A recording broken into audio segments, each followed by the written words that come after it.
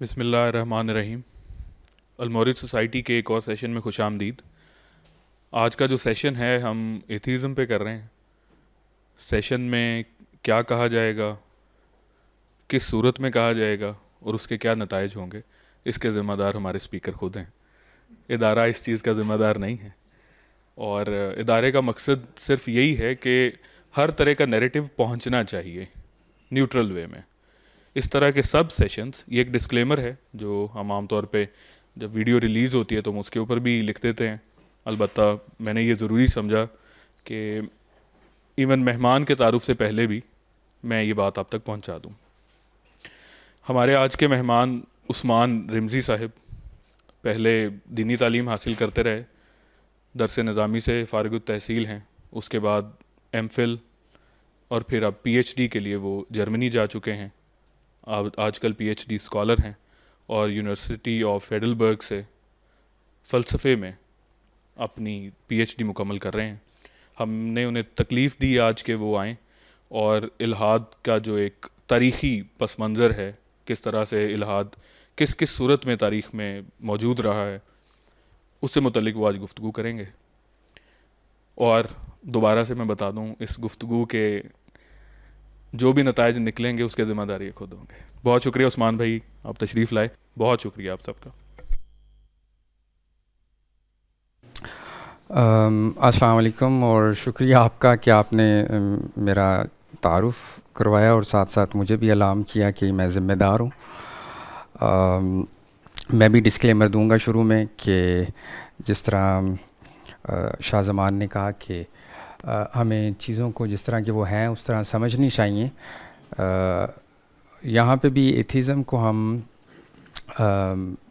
سمجھنے کی کوشش کریں گے۔ الحاد کی تفہیم کی ہی یہ گفتگو ہے کہ ایتھیزم کی ہسٹری کیا ہے، اس کے دلائل کیا ہیں، اس کے منہج علم یا منہج استدلال کیا ہے، اور کن کن صورتوں میں یہ دنیا میں موجود رہا ہے ہسٹری میں، اور آج کس صورت میں ہمارے سامنے موجود ہے۔ آج کی اس گفتگو میں ہم الحاد کی کا کلا کما نہیں کریں گے، یا الحاد کا جو بیانیہ ہے اس کا رد کرنے کے لیے یہ گفتگو نہیں ہے، جس طرح کہ اس کے موضوع سے بھی واضح ہے کہ ہم الحاد کو، ایتھیزم کو، اس کی ہسٹری کو، اس کے آرگومنٹس کو سمجھنے کی کوشش کریں گے کہ وہ کیا ہے۔ اس کا رد یا اس کا ریبٹل اس گفتگو کا موضوع نہیں ہوگا۔ اس کی ہسٹری میں ہم جاتے ہیں تو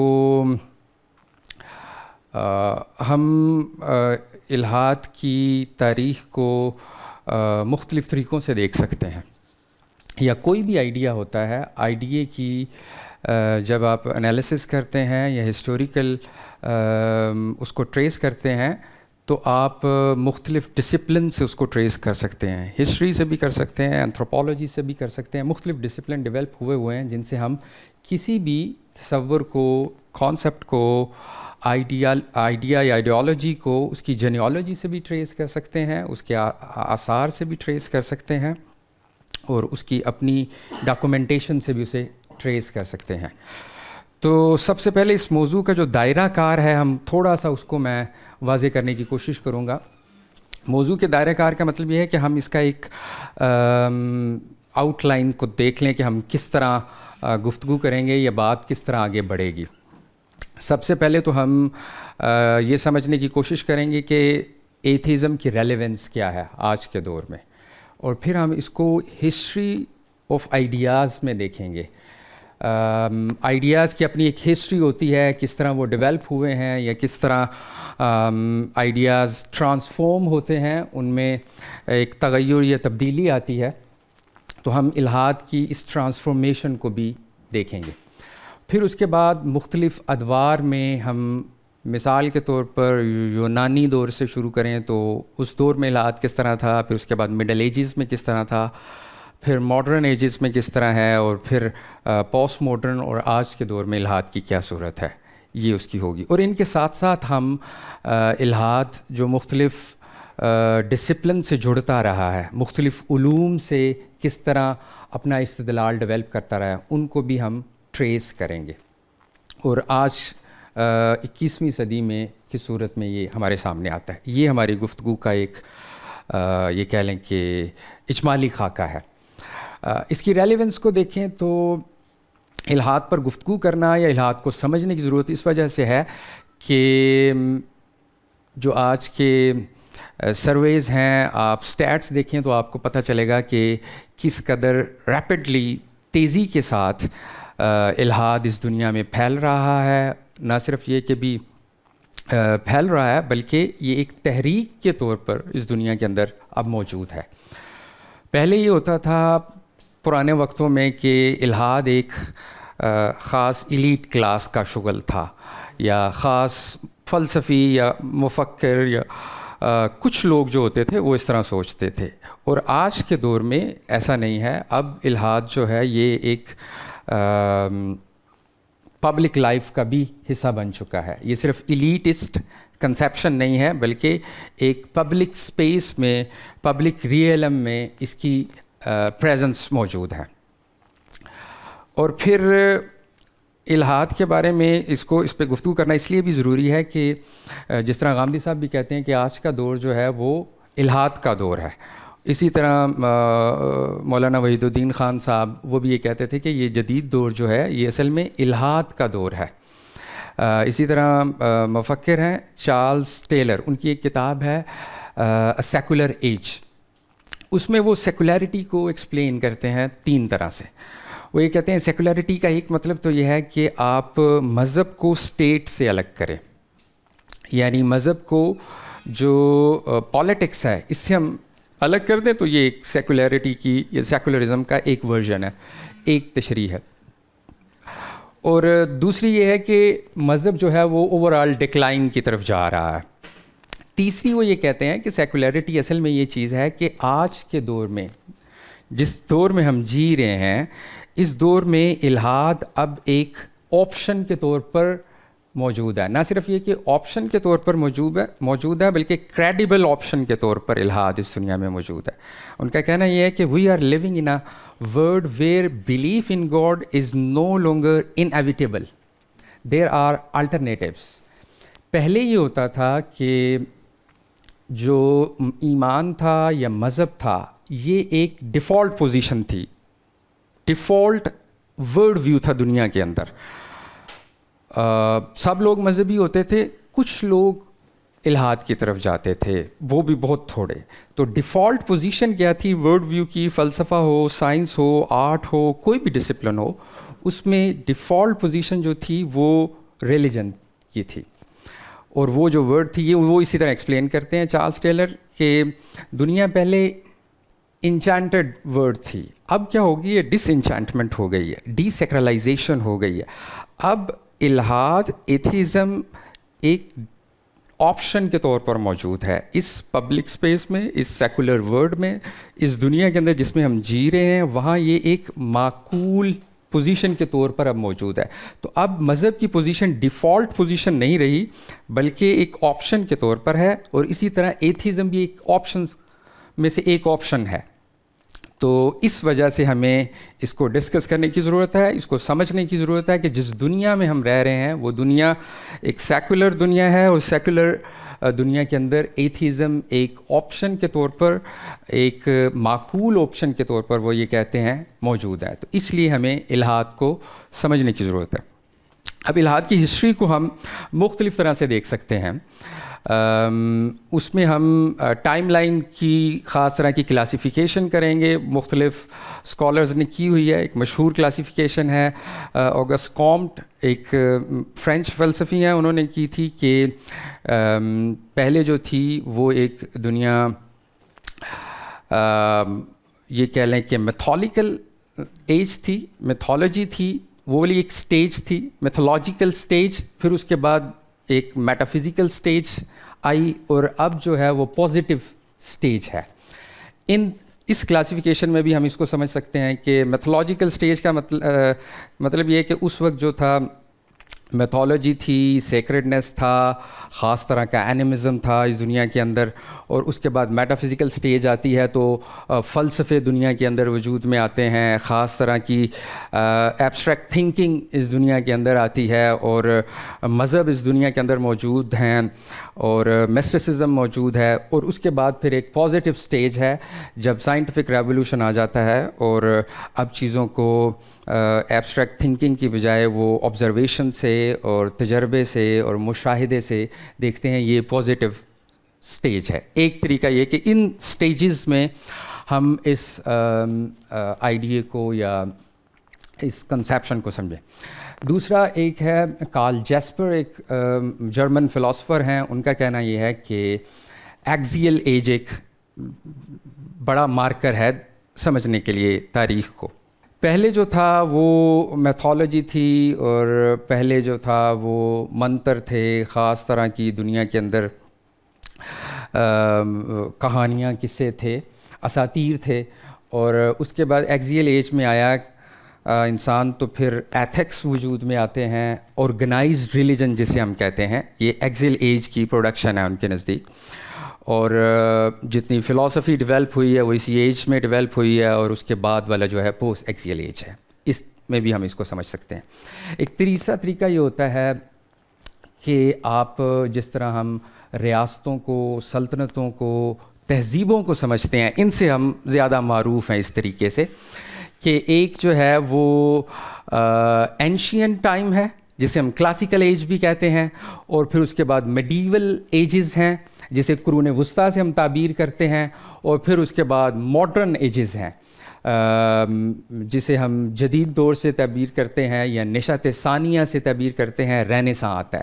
اس میکانزم سے یا اس کلاسیفیکیشن سے ہم ہماری جو موجودہ ایجوکیشن ہے اس میں ہم مغربی تاریخ کو چونکہ اس پیٹرن پہ دیکھتے ہیں تو ہم اس سے زیادہ واقف ہیں.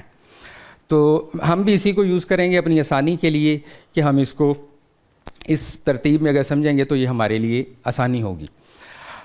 اس ترتیب میں ہم دیکھتے ہیں کلاسیکل ایج میں جو فلسفے ڈیولپ ہو رہے ہیں وہ یونان میں ہو رہے ہیں. گریس میں تھنکنگ، ریزننگ، فلاسفی ڈیولپ ہوتی ہے. ہم فلسفے کی تاریخ میں نہیں جائیں گے، لیکن وہاں پہ بہرحال خدا کسی نہ کسی صورت میں موجود رہتا ہے. وہ میتھولوجی میں بھی ہے، زیوس، اس طرح کی کہانیاں ہمیں ملتی ہیں. آپ نے مختلف سیزن اگر دیکھے ہوں گے تو ان میں بھی اس طرح کی ٹروئے اور ادھر آپ کو مل جائیں گے. ان میں خداؤں کے تذکرے ہیں، خداؤں کی جنگیں ہیں، خداؤں کی ایٹریبیوٹس ہیں، تصویریں ہیں جن سے لوگ انٹریکٹ کرتے ہیں اور ان سے جڑے ہوئے ہیں. اس وقت ایتھیزم اس طرح نہیں ایتھیزم تھا. اس وقت کسی ایک خدا کا انکار یا کسی لوکل گاڈ کا ڈینائل ایتھیزم کہلاتا تھا. مطلق خدا کی جو ڈینائل ہے یا تنکیر نہیں ہوتی تھی، بلکہ کسی لوکل خدا کا یا کسی آفیشیل گاڈ کو آپ نہیں مانتے تو آپ ایتھیسٹ کہلاتے ہیں، یا خدا کے کسی ایک خاص تصور کو آپ نہیں مانتے. جیسے زینوفین ہے، وہ خدا کا جو اینتھروپومورفک ویو تھا وہ اس کا قائل نہیں تھا. وہ کہتا تھا کہ مجھے یہ اینتھروپومورفزم سمجھ نہیں آتا.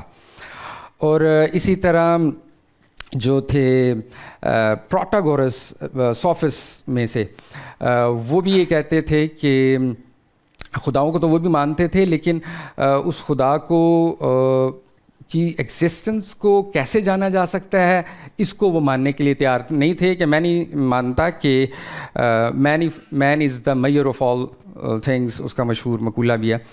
وہ اصل میں اس کی علمیات کا مسئلہ ہے کہ وہ اپیسمولوجیکلی کہاں پہ کھڑے ہوئے ہیں. تو وہ بہت زیادہ انڈیویجولسٹک یا ریلیٹیوزم والی پوزیشن تھی ان کی. تو اس وجہ سے وہ کسی آبجیکٹیو ایگزسٹنس آف گاڈ کے قائل نہیں تھے. وہ مانتے تھے خدا کو، لیکن اسی ایگزسٹنس کو ہم کیسے جان سکتے ہیں یا ثابت کر سکتے ہیں اس کے لیے وہ تیار نہیں تھے. تو یونانی دور میں اوور آل خدا کا تصور موجود تھا. کسی مخصوص خدا کا انکار الحاد کہلاتا تھا، اسے ایتھیسٹ کہا جاتا تھا. اور پھر اس کے بعد میڈیول ایجز آتی ہیں. تو میڈیول ایجز میں ہم اسلامی دور کو اگر دیکھتے ہیں، قرون وسطیٰ میں ہم چونکہ اسلامک پرسپیکٹو میں دیکھیں گے چیزوں کو، ایسا نہیں ہے کہ ہم الحاد کو تمام پوزیشن سے دیکھ سکتے ہیں، تمام مذاہب کی نقطہ نظر سے ایک ہی مجلس میں دیکھ سکتے ہیں، ایسا نہیں ہے. ہم تھوڑے سے سلیکٹیو ہو رہے ہیں، ہوں گے بھی، کہ کلاسیکل ایج کے بعد میڈیول ایج میں ہم آتے ہیں تو ہم اسلامک ایرا کو دیکھیں گے.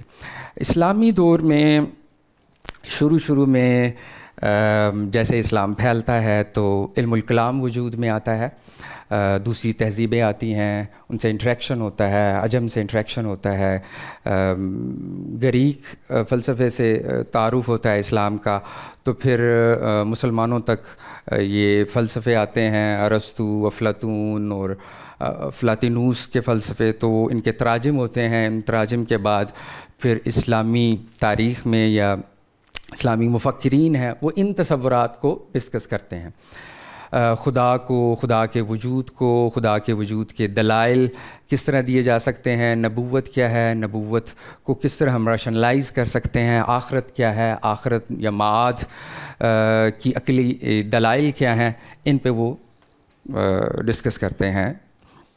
ان کی ابتدا جو ہے شروع میں معتزلہ، اگر ہم رفلی دیکھیں تو معتزلہ جو ہے وہ خدا کو اس عقلی تناظر میں دیکھنے کی کوشش کرتے ہیں، اور ان کا بھی مقصد جو ہے وہ خدا کو ریشنلائز کرنا عقلی بنیادوں پہ اس وجہ سے نہیں تھا. یہ ایک الگ سے طویل بحث ہے معتزلہ کو سمجھنے کے لیے کہ وہ کتنے عقل پرست تھے یا ریزن کو کس طرح کی اہمیت دیتے تھے، اس میں بڑی مسکنسیپشنز ہیں. لیکن بہرحال اس میں ہمارا ریلیونس اس گفتگو میں اس کا یہ ہے کہ معتزلہ میں سے ایک معتزلی جو بعد میں ملحد ہو گئے تھے، پہلے وہ اہل تشیع میں گئے اور بعد میں ملحد ہو گئے، ابن راوندی.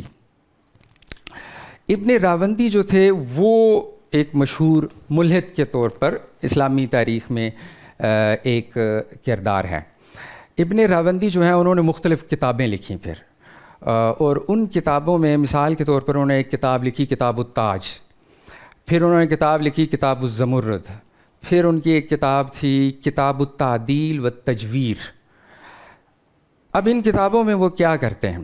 ان کتابوں میں وہ خدا کے خلاف آرگومنٹ دیتے، اور ان کا جو طریقہ ہے ایتھیزم ڈسکورس ڈیولپ کرنے کا یا منہج استدلال جو ہے ان کا، وہ یہ ہے کہ وہ انٹرنلی کنٹراڈکشن تلاش کرتے ہیں اسلام میں سے، اسلامک تعلیمات میں سے، اسلامک ٹیکسٹ جو ہے قرآن پہ بھی انہوں نے ایک کتاب لکھی کتاب الدامغ. اب اس میں وہ قرآن کے اندر سے کنٹراڈکشن تلاش کرتے ہیں. اسی طرح خدا کا جو تصور ہے اس وقت معروف دلیل یہ ہوتی تھی جسے دلیل حدوث بھی کہتے ہیں کہ اس دنیا کے اندر جو اثر ہے اس کے اندر ہی جو مؤثر ہے اس کا استدلال موجود ہے. یہ کائنات ہے، یہ کاز ہے، ایفیکٹ ہے، اور اس کا جو کاز ہے الٹیمیٹ کاز اور الٹیمیٹ موور والا جو ایک پورا تصور ہے وہی میڈیول ایجز میں چل رہا تھا. تو اس کو وہ کتاب التاج کے اندر اس کے اوپر تنقید کرتے ہیں کہ ایسا نہیں ہے. اور پھر کتاب التعدیل و تجویر جو ہے، یہ آرگومنٹ ان کے بڑے مشہور ہوئے. اس میں وہ خدا کے عدل کے اوپر اعتراضات اٹھاتے ہیں کہ ایک خدا جو ہے وہ بیمار کرتا ہے اور پھر اس کے بعد جو ہے وہ سزا بھی دے گا اس کو، اور یہ حکمت کا تقاضا نہیں ہے. وہ قرآن کی آیات نقل کرتے ہیں اور پھر یہ اس طرح سے استدلال کرتے ہیں کہ ایک خدا جو کہ سب کچھ جانتا ہے اور اس نتائج کو بھی جانتا ہے اور نتائج کو جاننے کے بعد بھی وہ سزا دے گا. یہ خدا کے علم اور اس کی قدرت اور انسان کے اختیار کی یہ جو ایک کشمکش ہے، اس کو اس نے ہائی لائٹ کیا قرآن کے دلائل سے ہی. اور اسی طرح خیر و شر کے مسئلے کو اس نے ہائی لائٹ کیا. اور معتزلہ جو تھے وہ ان کے جواب میں ان کا ڈسکورس ڈیولپ ہو رہا تھا. ان کے ہاں جو مشہور 5 اصول ہیں، اصول خمسہ انہیں کہتے ہیں، اور وہ انہی جو یہ خاص طور پہ ابن راوندی جو تھے یا اس طرح کے، اور ان کا ایک دوست تھا ابو عیسیٰ الوراق یا ابو عیسیٰ وراق، یہ بھی اسی دور کے. کچھ لوگ کہتے ہیں کہ یہ کتابیں ابن راوندی کی اس نے لکھی ہیں، ان کے دوست ابو عیسیٰ نے، تو وہ بھی اسی طرح کے ہی دلائل دیتے تھے. تو اس کے اندر وہ چونکہ وہ خدا کے اوپر تجویر والا الزام لگا رہے تھے کہ خدا ظالم ہے، خدا جابر ہے، خدا انصاف نہیں کرتا. تو پھر ان کے مقابلے میں جو ہمیں نظر آتا ہے معتزلہ کے بنیادی اصول وہ ڈیولپ ہوئے ہیں، جس میں سے عدل ایک بہت بنیادی ان کا تصور تھا. 5 اصول تھے جو قاضی جبار نے اصول خمسہ پہ ان کی ایک کتاب لکھی ہے کہ یہ معتزلہ کا ڈاکٹرائن ہے. تو قاضی جبار بھی، النظام بھی اور جاہز بھی یہ بڑے بڑے مکالمے کرتے تھے، بڑے بڑے مناظرے کرتے تھے، ان کے مناقشے موجود ہیں. ایک مشہور کتاب ہے الاستبصار، کتاب الاستبصار، وہ پڑھنے والی وہ انہوں نے لکھی ہے، جاہز نے، اور جاہز نے نہیں الخیاط نے لکھی ہے، سوری. انہوں نے پھر اس ابن راوندی کے جو دلائل تھے اس کا یہ کہہ لیں کہ اس کا ریبٹل کیا ہے کہ یہ ٹھیک نہیں ہے، ان میں یہ مسائل ہیں، اور اس وقت انہوں نے پھر یہ کتاب لکھی. تو یہ کتاب ہم موجود ہے اب دنیا کے اندر. تو اسلامی تاریخ میں جو ایتھیزم تھا وہ اس صورت میں سامنے آیا. اور اس کے علاوہ ہماری تاریخ میں زندیق کا ایک لفظ بولا جاتا ہے، دہریہ کا ایک لفظ بولا جاتا ہے، یا مادیین کا ایک لفظ بولا جاتا ہے. یہ بھی مخصوص چھوٹی چھوٹی تحریکیں تھیں. زندیق اصل میں اسے کہا جاتا تھا جو بظاہر اسلام قبول کر لیتے تھے اور اندر سے قبول نہیں کرتے تھے. جرجان کے قریب ایک علاقہ تھا، وہاں پہ مختلف جو لوگ تھے، بشار بن برد، ابو نواس جیسے جو کردار ہیں، ان کو لوگ یہ خیال کرتے ہیں کہ یہ زندیق تھے، اور یہ پہلے مجوسی تھے اور پھر بعد میں مسلمان ہوئے، اور یہ بظاہر مسلمان ہوئے تھے، اندر سے مسلمان نہیں ہوئے تھے. خاص طرح کا لباس پہنتے تھے، سرخ کلر کا، اور بڑا ان کا ایک سٹائل تھا. تو ان کو لوگ زندیق کہتے تھے. دہریہ جو ہے ان کے ساتھ بھی مناظرے معتزلہ کے موجود ہیں. امام ابو حنیفہ کا ایک مشہور بھی بتایا جاتا ہے، اس کی ہسٹوریکل ایویڈنس کا مجھے اتنا معلوم نہیں ہے، وہ بھی ایک دہریہ کے ساتھ تھا. تو دہریہ جو ہے اسے کہا جاتا تھا جو کہ دہر کو، زمانے کو، وقت کو خدا مان لیتے تھے. وہ بھی خدا کا انکار نہیں کرتے تھے، لیکن جس خدا کو ہم مانتے ہیں یا جس خدا کو الہامی مذاہب خدا کہتے ہیں، وہ اس خدا کے تصور کو نہیں مانتے تھے. خدا کے اس تصور کا مطلب یہ کہ اس کائنات کا اس سے ماورا کوئی صانع ہے، خالق ہے، اس کو وہ نہیں مانتے. تو وہ یہ کہتے تھے کہ وقت ہی اصل میں صانع ہے. وقت کو وہ خدا کی صفات عطا کرتے تھے کہ یہ ازلی ہے، یہ ابدی ہے، اور یہی سب کچھ ہے. تو دہریہ اسے کہا جاتا تھا. اور مادیین جو کہ پوری دنیا کی مٹیریلسٹک ایکسپلینیشن پیش کرتے تھے، اور اس دنیا کے اندر مادہ ہی ہے، مادہ ہی کل حقیقت ہے، یہ تصور رکھتے تھے، انہیں مادیین کہا جاتا تھا. تو یہ اسلامی دور میں یہ الحاد کی ایک صورت یہ تھی. اسی طرح اسلامی دور میں جس طرح ہم نے کہا کہ خدا کے مختلف دلائل ڈیولپ ہو رہے تھے، ابن سینا بھی کر رہے تھے، فلاسفر بھی کر رہے تھے، متکلمین بھی کر رہے تھے، اور وہ ایک دوسرے سے پھر اختلاف بھی کرتے تھے خدا کے دلائل بنانے میں، یا آرگومنٹس آف گوڈس کی مختلف ویریشن کریٹ ہوتی تھیں. اور پھر وہی بعد میں ابن رشد کی ٹرانسلیشن ہوئی، غزالی کی ہوئی، مختلف ٹرانسلیشنز ہوئیں. تو مغرب کے اندر ہمیں تھامس ایکوینس، اینسلم کے جو آرگومنٹس ہیں، ہمیں وہ بھی ایک پوری تاریخ ہے، وہ ڈیولپ ہو رہے تھے. اس کے بعد یہ ہوتا ہے کہ جدید دور آ جاتا ہے یا رینیساں ہو جاتا ہے، جسے ہم نشاط ثانیہ کہتے ہیں. جدید مغرب جسے کہا جاتا ہے 16ویں صدی میں. قرون وسطیٰ میں بھی مین سٹریم جو تھا وہ مذہب تھا، مین سٹریم ورلڈ ویو جو تھا وہ مذہب ہی تھا، اور جو سائنٹیفک پیراڈائم تھا وہ ایرسٹوٹیلین تھا، جسے ہم ٹالمک سسٹم کہتے ہیں، وہ والا تھا. فلسفے میں جس طرح ہم نے دیکھا کہ مختلف فلسفے موجود تھے، لیکن مذہب ان کے ساتھ موجود تھا. بڑے بڑے فلسفی جو تھے وہ مذہبی تھے، وہ خدا کو ثابت کر رہے تھے، خدا کے وجود کے دلائل دے رہے تھے.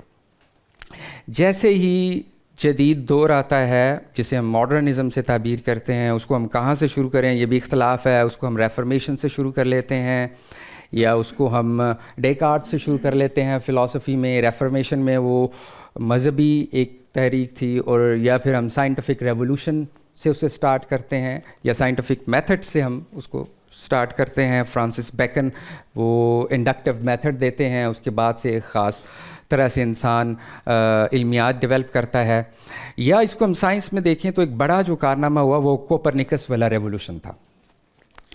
کوپرنیکین ریولوشن مین اس کا جو تھا اس کے جو اصول تھے ان میں سے یہ تھا کہ زمین جو ہے اب مرکز میں نہیں ہے. اسے کہا جاتا ہے کہ یہ جیو سینٹرک ورلڈ ویو سے ہیلیو سینٹرک ورلڈ ویو کی ٹرانسفارمیشن ہوتی ہے کہ پہلے زمین مرکز میں تھی اور ساری سیارے اور ساری کائنات اس کے گرد گھوم رہی تھی, اور اس کے بعد یہ ہوتا ہے کہ زمین کی بجائے سورج مرکز میں آ جاتا ہے. یہ زمین مرکزیت یہ وہ ارسطا تالیسی فریم ورک تھا جس میں ہیونز تھی, وہ امیوٹیبل تھیں, اور وہ کرسچن تھیولوجی کے ساتھ بھی بڑا میچ کرتا تھا, وہی چل رہا تھا.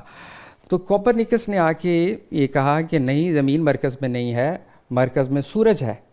تو اب زمین مرکزیت سے سورج مرکزیت کی طرف ایک بڑا پیراڈائم شفٹ ہوتا ہے. اور گلیلیو پھر اس کے بعد آتا ہے, وہ اس کو ٹیلیسکوپ سے اس کو مزید ثابت کرتا ہے کہ وہ ایسا ہی ہے, ایسا نہیں ہے کہ ہیونز اور امیوٹیبلٹی ہے وہاں پہ. یہ بھی world view atheistic world view نہیں تھا.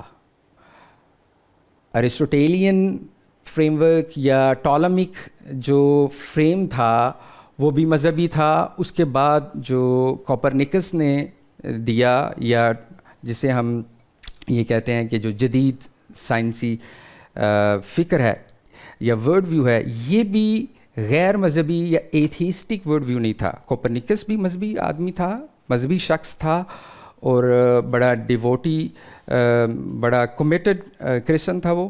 اس کے بعد جو گلیلیو تھا وہ بھی خدا کے اوپر اعتراض نہیں کر رہا تھا. ایسا نہیں تھا کہ وہ خدا کا انکار کر رہا تھا اپنی کو ثابت کر کے, بلکہ یہ لوگ یہ کہتے تھے کہ یہ خدا کی کریشن ہے, ہم اس خدا کی کریشن کو ہی کمپریہینڈ کر رہے ہیں. یہ اپنی کتابوں میں بھی انہوں نے اسی طرح ہی پریفیس وغیرہ میں بھی لکھا ہے. تو یہ ورلڈ ویو جو ایک بڑا پیراڈائم شفٹ ہوا, یہ بھی ایتھیسٹک ورلڈ ویو نہیں تھا. اس کے بعد بھی لوگ خدا کو مانتے تھے, خدا مرکز میں ہی تھا, اگرچہ سائنٹیفکلی زمین مرکز میں نہیں رہی. ایک ہیومنزم کی طرف انسان جاتا ہے کہ انسان کی مرکزی ویلیو وہاں سے بنتی ہے, اور پھر ریفرمیشن سے بھی دوسرے حوالے ختم ہوتے ہیں اور اتھارٹی انسان کو ملتی ہے. اور پھر جو انڈکٹیو میتھڈ تھا خاص طور پہ, اس انڈکٹیو میتھڈ کے اندر بھی انسان کو آٹونومی دی جا رہی تھی کہ اس کا آبزرویشن, اس کا مشاہدہ جو ہے, یہ ایک بنیادی فیکٹر ہے کسی چیز کی حقیقت کو ڈیسائیڈ کرنے کے لیے. پھر فلسفے میں بھی ڈیکارٹ ہے, یا ان کے بعد بھی برکلے اور دوسرے جو ریشنلسٹ فلاسفر تھے, وہ بھی خدا کے وجود کے دلائل دے رہے تھے, وہ بھی خدا کو ڈسپروو نہیں کر رہے تھے. پھر اس کے بعد یہ ہوتا ہے کہ سائنٹیفکلی ڈیزم کا تصور اس دنیا کے اندر آتا ہے. ڈیزم کا مطلب یہ ہے کہ اس کائنات کو ہی ہم یہ مان لیں کہ اس کائنات کا ایک خدا تھا شروع میں, اس نے اس کائنات کو بنایا, اور اس کے بعد اس میں کچھ نیچرل لاز ہیں, ان نیچرل لاز سے یہ کائنات چل رہی ہے. تو بڑے بڑے سائنسدان اور فلسفی وہ اس والٹیئر اور ایون نیوٹن اور ڈارون جیسے لوگ بھی ڈیزم کے قائل تھے. تو یہ ڈیزم کا تصور اس دنیا کے اندر معروف ہونے لگا, سائنسدانوں کے اندر, فلسفیوں کے اندر. یہ بھی خدا کا ہی ایک ورژن تھا, خدا کے تصور کا ایک ورژن تھا. صحیح ہے یا غلط ہم اس میں نہیں جا رہے, ہم صرف سمجھنے کی کوشش کرتے ہیں کہ خدا کا ڈینائل کہاں کیسے آتا ہے. تو اس میں بھی خدا موجود رہتا ہے, خدا بیک اینڈ میں ہوتا ہے, خدا اس کائنات کو بنانے والا ہے, اس کے بعد سے یہ خود چل رہی ہے. یہاں پہ پھر آتا ہے ڈیوڈ ہیوم. ڈیوڈ ہیوم آ کے پھر وہ یہ اس تصور کو جسے نیچرل تھیولوجی کہا جاتا ہے, جسے ڈیزم کہا جاتا ہے, وہ چونکہ بڑے بڑے لوگ اس کو مان رہے تھے, وہ پھر اس کے خلاف ایک تنقید کرتے ہیں. ان کا مشہور ڈائلاگ ہے, ڈائلاگ کنسرننگ نیچرل ریلیجن کے نام سے. اس میں وہ خدا کے جو دلائل دو طرح کے مشہور دلائل ہیں. ایک کو اے پرائری کہا جاتا ہے, ایک کو اے پوسٹروری کہا جاتا ہے. اے پرائری کا مطلب ماقبل تجربی خاص طرح کے دلائل ہوتے ہیں. ہم چونکہ خدا کے وجود کے دلائل کی بحث میں نہیں پڑھیں گے, ہمارے پاس ٹائم اتنا شاید نہیں ہوگا کہ وہ کس طرح کے ہوتے ہیں یا ان کی کیا صورت ہے. لیکن اے پوسٹروری جو تھے, جس میں جو انسان مشاہدے سے, تجربے سے دیکھتا ہے کائنات کو اور پھر اس کائنات سے خدا کو ثابت کرتا ہے, یہی ڈیزم کا آرگومنٹ تھا اے پوسٹروری. اور اے پوسٹروری آرگومنٹ کے خلاف پھر وہ ان میں اس کے بھی کئی طرح کے آرگومنٹ ہیں خدا کے, ان میں سے ایک بڑا ڈیزائن آرگومنٹ کے نام سے جانا جاتا ہے. ڈیزائن آرگومنٹ یہ تھا کہ یہ کائنات ایک آرڈر میں ہے, اس کا ایک ربط ہے, یہ ایک ضبط میں ہے, یہ ایک آہنگ میں ہے, اور اس کے اندر ایک ترتیب ہے, حسن ہمیں نظر آتا ہے. اور یہ کائنات کے اندر یہ جو ربط, ضبط, ترتیب, حسن ہے, یہ بغیر کسی خالق کے, یہ بغیر کسی شعور کے, یہ بغیر کسی انٹیلیجنس کے نہیں ہو سکتا. یہ ڈیزائن آرگومنٹ کو اصل میں انٹیلیجنٹ ڈیزائن آرگومنٹ کہا جاتا ہے, کہ اس میں صرف آرڈر نہیں ہے بلکہ آرڈر کے ساتھ ایک انٹیلیجنس موجود ہے. یہ ایک خدا کا کی وجود کے بارے میں ایک آرگومنٹ ہے. تو ڈیوڈ ہیوم پھر اس آرگومنٹ کو رد کرتا ہے صحیح معنوں میں, جدید سائنس میں, جدید فلسفے میں. وہ یہ کہتا ہے کہ یہ آرگومنٹ, اس آرگومنٹ کا مختصر سا کرکس یہ ہے کہ جس طرح ہم دیکھتے ہیں کہ ایک گھڑی ہے, اس کو گھڑی ساز آرگومنٹ بھی کہا جاتا ہے, تو وہ گھڑی جو ہے اس کو دیکھ کے فوراً ذہن میں آتا ہے کہ اس کا کوئی گھڑی ساز ہے, اس کا کوئی بنانے والا ہے. ایسا نہیں ہو سکتا کہ یہ گھڑی خود بخود بن گئی ہے, اس میں یہ آرڈر ترتیب پا گیا ہے اور یہ اس طرح چل رہی ہے. تو اسی طرح وہ یہ کہتے ہیں کہ یہ جس طرح یہ گھڑی ہے اسی طرح یہ کائنات ہے, یہ کائنات میں بھی آرڈر ہے اور اس کا کوئی خالق ہے اور اس کا کوئی صانع ہے. یہ ایک اس کی ریزیمبلنس یا یہ اس طرح اس کو قیاس کیا جاتا ہے. ڈیوڈ ہیوم کہتا ہے کہ یہ قیاس ٹھیک نہیں ہے, یہ ان کا استدلال ہے ایتھیزم کا یا الہاد کا. اس آرگومنٹ کو وہ رد کرتے ہیں. وہ اس طرح رد کرتے ہیں کہ یہ انالوجی اس وجہ سے ٹھیک نہیں ہے, اس کو وہ کہتا ہے کہ یہ ویک انالوجی ہے. ویک انالوجی اس طرح ہے کہ یہ تشبیہ ٹھیک بنتی نہیں ہے, کیونکہ انالوجی کے لیے یہ ضروری ہوتا ہے کہ آپ جن چیزوں کو ایک دوسرے سے کمپیئر کر رہے ہیں یا جن چیزوں کے درمیان انالوجی قائم کر رہے ہیں ان کو آپ نے ایکسپیرینس کیا ہو. جس طرح گھڑی ہے, گھڑی کو آپ نے ایکسپیرینس کیا ہوا ہے, اور گھڑی ساز کو بھی آپ نے دیکھا ہوگا. کوئی گھر بنا ہوا ہے تو اس گھر کو آپ دیکھ رہے ہیں, اس کے گھر بنانے والے مزدوروں کو بھی دیکھا ہوگا لوگوں نے. تو یہ انالوجی ٹھیک نہیں ہے, اس لیے کہ خدا کو تو کسی نے دیکھا ہی نہیں ہے. خدا تو اگلے سٹیپ میں ہے جو اس کی کاز ہوگا. یہ جو ایفیکٹ ہے کائنات, اس کو ہی کسی نے نہیں دیکھا. پوری کی پوری کائنات کو بھی کسی نے ایکسپیرینس ہی نہیں کیا. گھڑی جو آپ موبائل دیکھ رہے ہیں تو یہ موبائل ایک ایفیکٹ ہے, اس کو آپ دیکھ رہے ہیں اور یہ آپ کے ایکسپیرینس میں ہے. اس کا کوئی بنانے والا ہے, وہ بھی کسی کے ایکسپیرینس میں موجود ہے یہاں پہ. تو جو کاز ہوتی ہے یا ایفیکٹ ہوتا ہے, اثر ہوتا ہے یا اس کا مؤثر ہوتا ہے, وہ ایکسپیرینس ہوتا ہے. پھر آپ اس کو کسی دوسری ایسی چیز سے تشبیہ دیتے ہیں جن کا آپ نے ایکسپیرینس کیا ہو, تبھی تو ایک انالوجی قائم ہوگی. تو وہ یہ کہتے ہیں کہ اس صورت میں کائنات جو کہ ایفیکٹ ہے جس کو آپ تشبیہ دینے جا رہے ہیں, اس کائنات کو پوری طرح کسی نے ایکسپیرینس ہی نہیں کیا. جب کائنات کو ایکسپیرینس نہیں کیا تو پھر اس کائنات کا جو بنانے والا ہے اس کو بھی کسی نے ایکسپیرینس ابھی نہیں کیا. تو یہ تو ڈبل ریموول ہے فرام انالوجی, کہ آپ یہ انالوجی دے ہی نہیں سکتے کیونکہ آپ نے پوری کائنات کو پہلے تو ایکسپیرینس نہیں کیا, پھر اس کے بنانے والے کو بھی ایکسپیرینس نہیں کیا. اگر یہ ایکسپیرینس کیا ہوتا تو پھر ایک دوسری ایکسپیرینس کی ہوئی چیز سے آپ اس کو تشبیہ دیتے تو انالوجی یا قیاس قابل فہم تھا. تو اس میں ایک وہ یہ کہتا ہے کہ یہ ویک انالوجی ہے. پھر وہ یہ کہتا ہے اس کو ہم ٹھیک مان بھی لیں کہ انالوجی ٹھیک ہے, پھر بھی یہ انالوجی اس وجہ سے غلط ہوگی, یعنی اس ایکسپیرینس والی بات کو ہم ہٹا دیں کہ یہ جز کو آپ کل کے ساتھ تشبیہ دے رہے ہیں. یہ گھڑی جو ہے اس کائنات کا ایک جز ہے, اس کا حصہ ہے. تو آپ ایک جز کو اس پوری کائنات کے ساتھ انالوجی کر رہے ہیں. تو یہ انالوجی کا پیٹرن نہیں ہے دنیا کے اندر یا لاجک کے اندر. انالوجی اس طرح نہیں دی جاتی. تو جس طرح وہ مثال دیتا ہے پھر کہ جیسا کہ ایک بال کو انسان کے ساتھ آپ کمپیئر نہیں کر سکتے, ایک جز کو کل کے ساتھ آپ کمپیئر نہیں کر سکتے. تو آپ ڈیزائن آرگومنٹ میں جو عام طور پہ دلیل دی جاتی ہے اس میں جز کو کل کے ساتھ کمپیئر کیا جا رہا ہوتا ہے، تو یہ اس میں ایک دوسرا بڑا فلا وہ دیکھتا ہے۔ پھر وہ یہ کہتا ہے کہ جو اے پوسٹروری آرگومنٹ ہوتا ہے، بعد تجربی آرگومنٹ ہوتا ہے، یہ تجربے پہ بیس ہوتا ہے، انڈکشن پہ پہلے ایک اس کا تجربہ ہوتا ہے، ایکسپیرینس ہوتا ہے، پھر دوبارہ ہوتا ہے، پھر سے بارہ ہوتا ہے، پھر آپ اس کے بعد ایک اصول ڈیولپ کرتے ہیں۔ وہ یہ کہتا ہے کہ جتنے بھی یہ پوسٹروری آرگومنٹ ہوتے ہیں ان کے اندر ریپیٹیشن ہوتی ہے۔ آپ پھر کسی چیز کو تشبیہ دے سکتے ہیں یا پھر کسی چیز کو چیز مان سکتے ہیں جب اس کے اندر ریپیٹیشن ہو۔ تو اس کائنات کو پہلے تو کسی نے ایکسپیرینس ہی نہیں کیا، اس کی ریپیٹیشن تو اگلا سوال ہے، تو ریپیٹیشن تو ہے ہی نہیں اس میں، تو لہٰذا آپ یہ والا آرگومنٹ ٹھیک نہیں ہے۔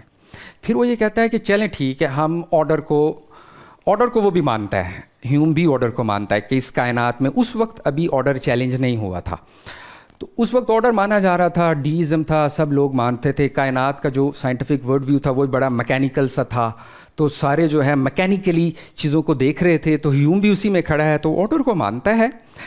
وہ یہ کہتا ہے کہ آرڈر ٹھیک ہے لیکن ڈیزائن ٹھیک ہے، لیکن اس ڈیزائن کے پیچھے انٹیلیجنس ہے، یہ ثابت کرنا ایک اگلا مرحلہ ہے، یہ مشکل کام ہے۔ وہ پھر اس کو مثالوں سے ثابت کرتا ہے کہ اس کے پیچھے ضروری تو نہیں کہ انٹیلیجنس ہو، ویجیٹیشن ہو سکتی ہے، اور بھی اس طرح کی چیزیں لکھتا ہے۔ مثال کے طور پر درخت ہیں، یہ ایک ویجیٹیشن سے ڈیولپ ہو رہے ہوتے ہیں، ڈیزائن بن رہا ہوتا ہے، شاخیں بنتی ہیں، ان کے اندر وہ چیزیں ہوتی ہیں، یا درخت کے پتے ٹوٹتے ہیں، وہ نیچے گر جاتے ہیں، خاص طرح سے ڈیزائن ہم ان کے اندر سے کنسیو کر لیتے ہیں، تو آرڈر بنتا ہے اور ان سے ہم وہ ڈیزائن کر لیتے ہیں۔ کہتا ہے آرڈر اور ڈیزائن کو انٹیلیجنس کے علاوہ بھی ہم کئی چیزوں سے ایکسپلین کر سکتے ہیں، تو ان کا جو رشتہ ہے آرڈر اور انٹیلیجنس کا، یہ بھی کوئی لازمی رشتہ نہیں ہے۔ اچھا، پھر اس کے بعد وہ یہ کہتا ہے کہ ہم اس سارے آرگومنٹ کو مان لیتے ہیں، پورے ڈیزائن آرگومنٹ کو مان لیتے ہیں، اس کی ویک انالوجی کو بھی چھوڑ دیتے ہیں، جز کل کو بھی چھوڑ دیتے ہیں، ریپیٹیشن کو بھی چھوڑ دیتے ہیں، انٹیلیجنس اور آرڈر کے تصور کو بھی ہم پیچھے رکھ دیتے ہیں، اس آرگومنٹ کو ایز اٹ از ہم مان لیتے ہیں۔ پھر بھی جو عام طور پہ مذہبی لوگ اس آرگومنٹ سے ثابت کرنا چاہ رہے ہوتے ہیں وہ ثابت نہیں ہوتا۔ وہ کیا ثابت کرنا چاہ رہے ہوتے ہیں؟ وہ یہ ثابت کرنا چاہ رہے ہوتے ہیں کہ اس آرڈر کے پیچھے، اس ربط ضبط اور ترتیب کے پیچھے جو خدا ہے وہ الٹیمیٹ گڈ ہے، وہ الٹیمیٹ بیوٹی ہے، وہ ایک ایبسولوٹ ریالٹی ہے، یا یہ کہہ لیں کہ جسے ہم لا محدود، لا منتہا۔ انہوں نے پھر یہ کہا کہ ان سب کے باوجود یہ بات کہیں سے بھی ثابت نہیں ہوگی، ٹھیک ہے آرڈر ثابت ہو جائے گا، آرڈر سے ہم ڈیزائن مان لیں گے، ڈیزائن سے ہم ڈیزائنر مان لیں گے، وہ ڈیزائنر الٹیمیٹ ہے، وہ ڈیزائنر ایبسولوٹ ہوتا ہے، وہ ڈیزائنر مطلق ہوتا ہے، کیونکہ خدا کی تو ہم جتنی صفات ہیں کہ خدا مطلق خیر ہے، خدا مطلق حکیم ہے، خدا مطلق عالم ہے۔ کرسچینٹی میں بھی ایسا ہی ہے کہ وہ ایبسولوٹ گڈ کی بات کرتے ہیں، اور انہوں نے کہا جس خدا کو آپ ثابت کرنا چاہ رہے ہیں وہ ایبسولوٹ یا انفینٹ گاڈ جو ہے، وہ انفینٹی کے ساتھ اس کا کوئی تعلق نہیں بنے گا پھر بھی۔ تو اس طرح وہ اس پورے آرگومنٹ کو فلسافیکلی ایتھیزم کو جو سپورٹ کرنے والے آرگومنٹ ہیں، یا خدا کے دلائل میں سے ایک مشہور جو دلیل ہے ڈیزائن آرگومنٹ، اس کو وہ اس طرح فلسافیکلی رد کرتا ہے۔ اور پھر ڈیوڈ ہیوم چلا جاتا ہے، پھر کانٹ آتا ہے، پھر دوسرے فلسفی آتے ہیں۔ ہم فلسفے کی چونکہ ہسٹری نہیں دیکھ رہے تو ہم ان کی ڈیٹیلز میں نہیں جائیں گے۔ پھر اس کے بعد آ جاتی ہے، یہ کہہ لیں کہ 18ویں صدی میں پھر ایک شخص آتا ہے فیورباخ۔ اس سے پہلے بھی سسٹم آف نیچر لکھی تھی ایک دوسری فرینچ فلسفی نے، اس نے بھی ایتھیزم اس میں ثابت کیا باقاعدہ، اور یہ کہا کہ یہ کائنات مٹیریل ہے، ہر چیز مادہ ہے۔ یہ وہی تھا جو اس وقت کی تعبیر تھی میکینیکل، اور خدا جو ہے God is a just fiction, تو خدا کی حقیقت نہیں ہے۔ لیکن اس کو جو صحیح طرح مضبوط دلائل فراہم کرنے والا شخص تھا وہ تھا فیورباخ۔ جو فیورباخ تھا اس نے کتاب لکھی ہے ایسنس آف کرسچینٹی۔ اس میں وہ کرسچینٹی پہ بھی تنقید کرتا ہے کہ یہ اس کے جو کرسچن تھیولوجی ہے یا ببلیکل جو بیلیفس ہیں ان میں کیا پرابلمس ہیں.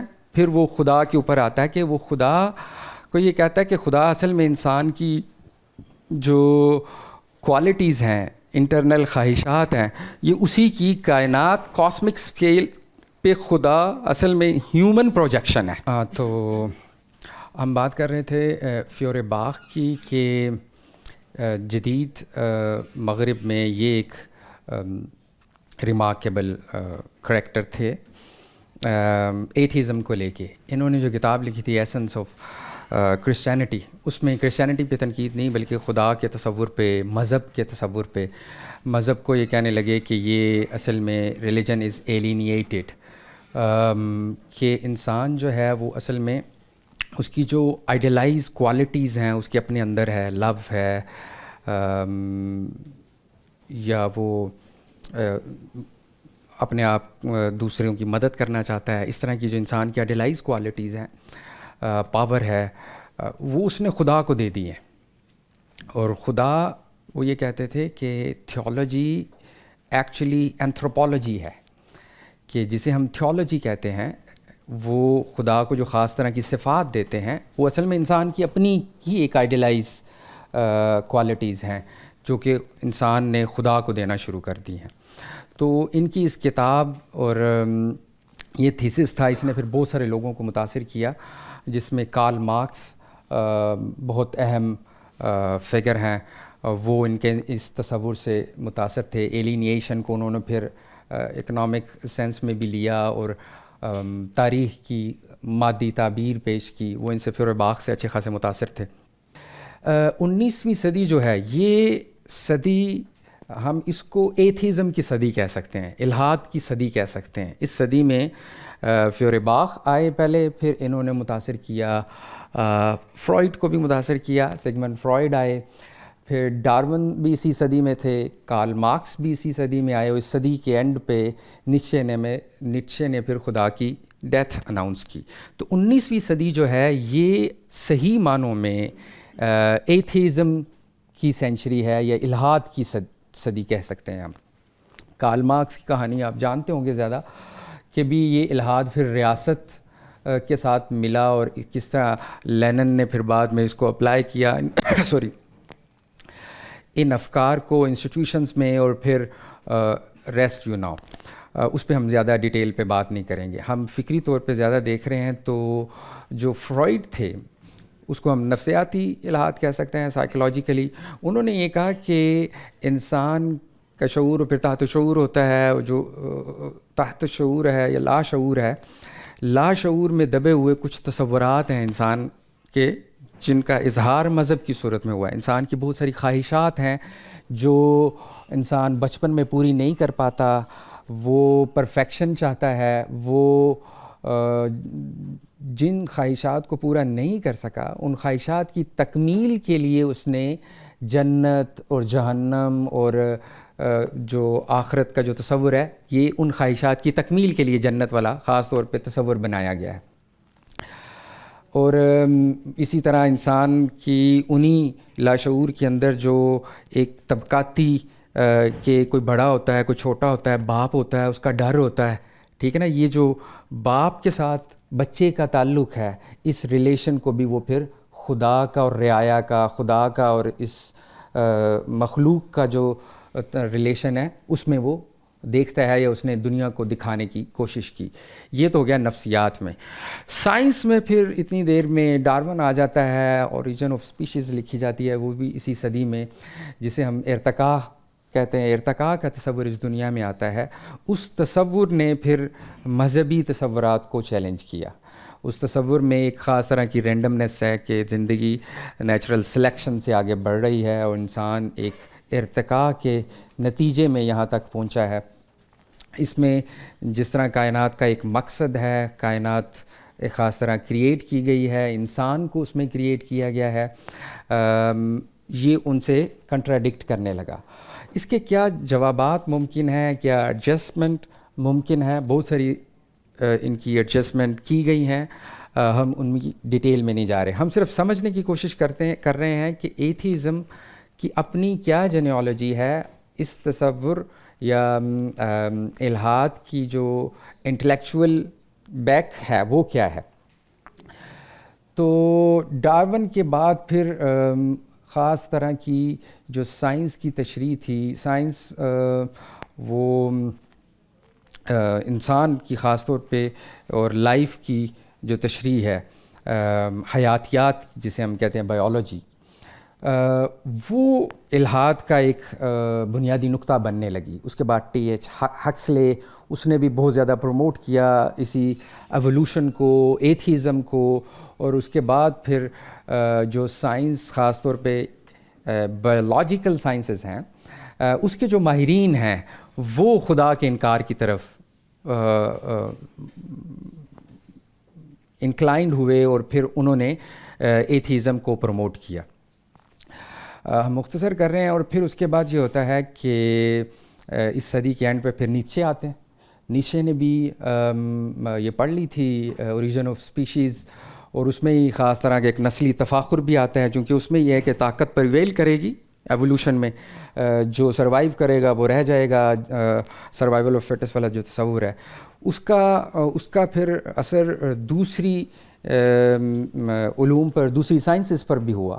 تو نیچے نے پھر اس کو اپلائی دوسری جگہ پہ بھی کیا, اور اس نے پھر وہ ماسٹر مین اور اوبر مین والا جو تصور آتا ہے اس کا, اس نے یہ کہا کہ اس نے پھر پوری کی پوری روایت کو تنقید کا نشانہ بنایا.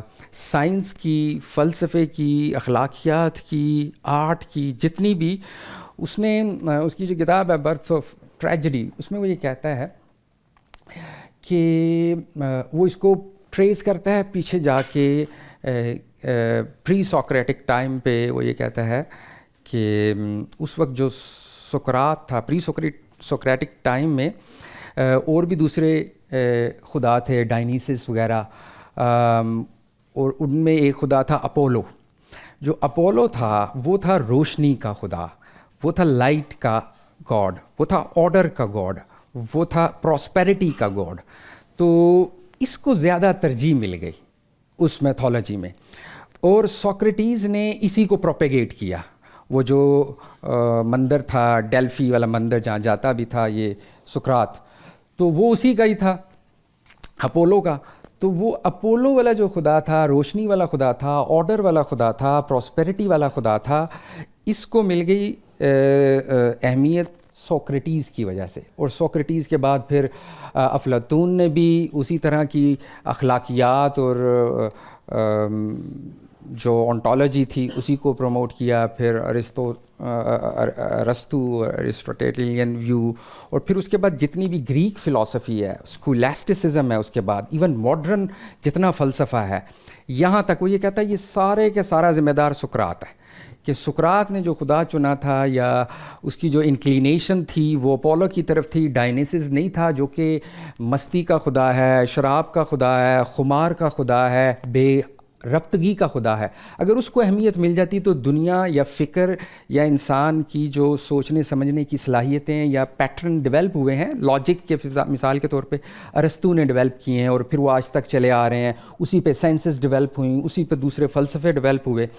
تو وہ اگر اس وقت نہ, وہ سقراط کو اچھی خاصی وہ تنقید کرتا ہے, گالیاں بھی دیتا ہے کہ چپٹی ناک والا, بری شکل والا, اس طرح کر کے لفظ استعمال کرتا ہے اس کے لیے بڑے سخت.